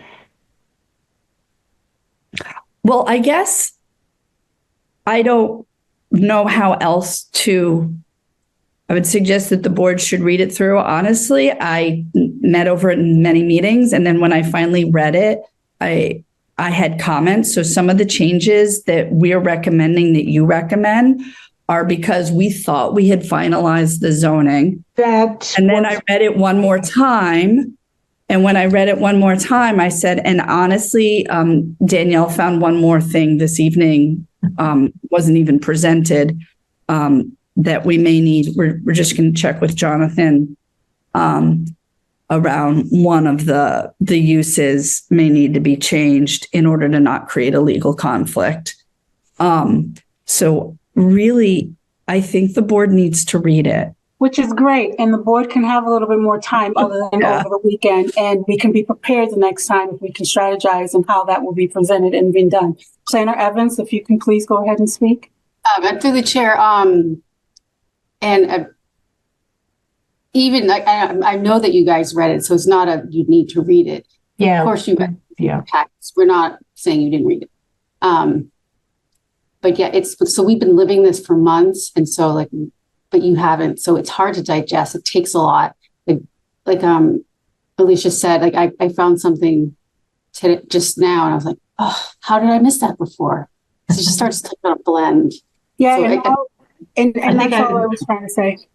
Yeah, I think I may have found the same thing, Danielle. So we'll compare notes, and it was the same sort of thing. I've looked at that page 12 times. So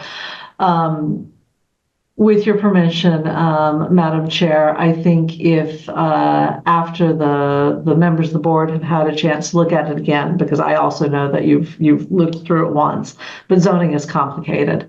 If there are some any questions that could be forwarded to planning staff that we could have answered for you for the next meeting, if that would be helpful.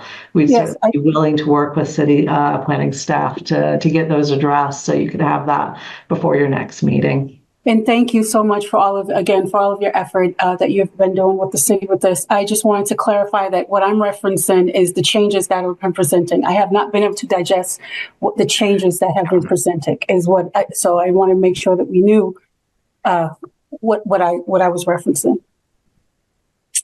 Ari, Fishman? I strongly move to table the vote till when we can comprehend things. And I wanted to potentially suggest if we have any possibility of changing the order, maybe just switch the orders next time, and we might be able to get through this more quickly when we're fresh at the beginning of the meeting, and then let Tufts go for as long as it goes. That can definitely be done the way that we did High Street this evening, because that was relatively easy, and we can be prepared to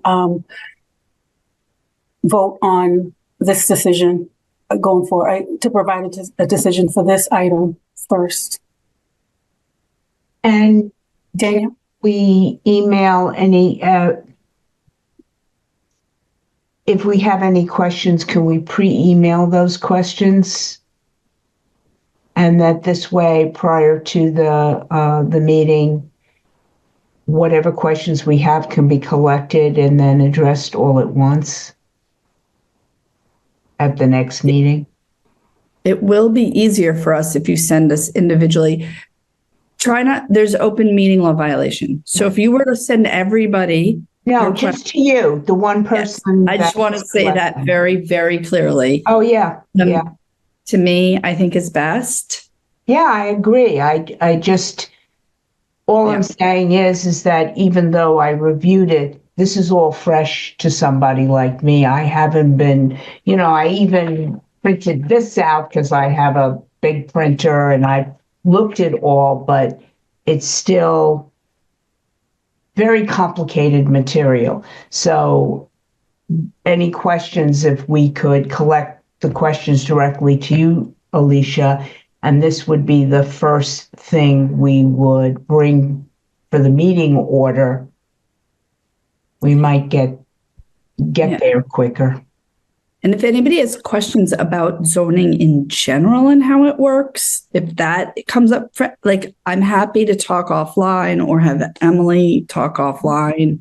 You shouldn't be deliberating these things, but if you don't understand some of the if you're like, I think I'm confused by how this works at all. I don't know. Might be. I was confused before I started digging into this.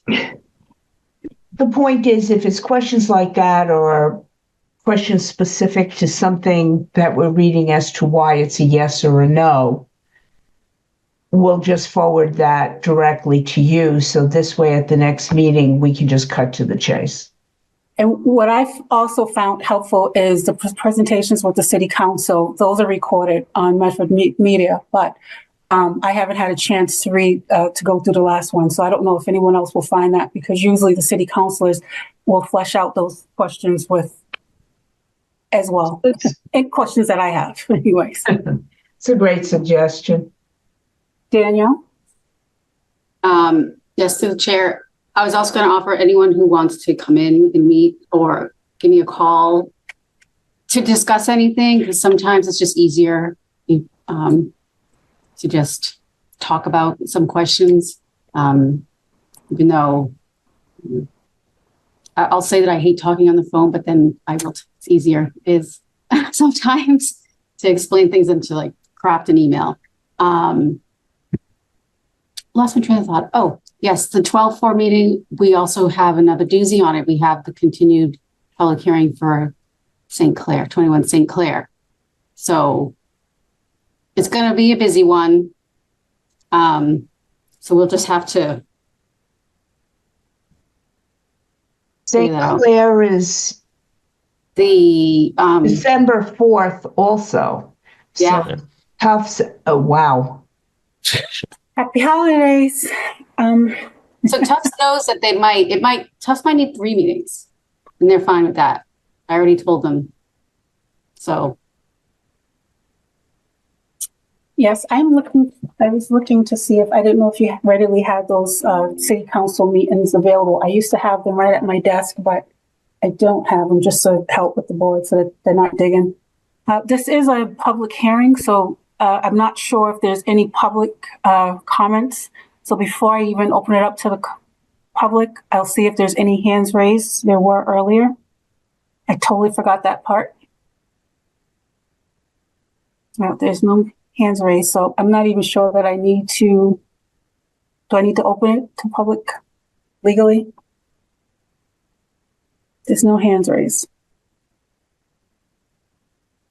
Yep, just to make sure that we're well within legal. You kind of just did that. You can say I open it to public comment. Okay. and then close it. Okay. There's no one. Right, then I will. Oh, and are there any previously submitted emails or letters on this item? Danielle? I haven't received anything. Anything? Okay, I will close the public comment. And I will, at this point, then I will ask for a motion to continue to a date certain of 12/4/24. So moved. And a second? Second. And roll call vote. Peter Cowles, Aye. Ari Fishman, Aye. Sabrina Alpino, Aye. Adam Behrens, Aye. Annie Strang, Aye. Ben Lavalley, Aye. and myself, Jackie McPherson. I'm an aye. Thank you so much, Emily, and we will be ready for you next meeting. Looking forward to seeing you again. Thank you. Okay. Have a great evening. Is it time to move to close the meeting? Yes, there's no minutes. So, and there's a zoning updates, but I'm guessing we can we can adjourn. We're going to move to adjourn. A motion to adjourn. Motion to adjourn. Seconded. Peter Cowles, Aye. Ari Fishman, Aye. Sabrina Alpino. Did we lose Sabrina? I guess that was her motion, no? Oh, okay, well, we're still, That's her vote. I guess we still have quorum to close. Adam Behrens, Aye. Annie Strang. Did we lose Annie too? People got confused. I think they thought after the, yeah. Okay, so, all right, Ben Lavalley Aye. and myself, Jackie McPherson. I think we have a quorum to close. Yeah. Have a great night, everyone. Thank you. Bye. Good night. Happy Thanksgiving for all that celebrates. We'll see you on the 4th.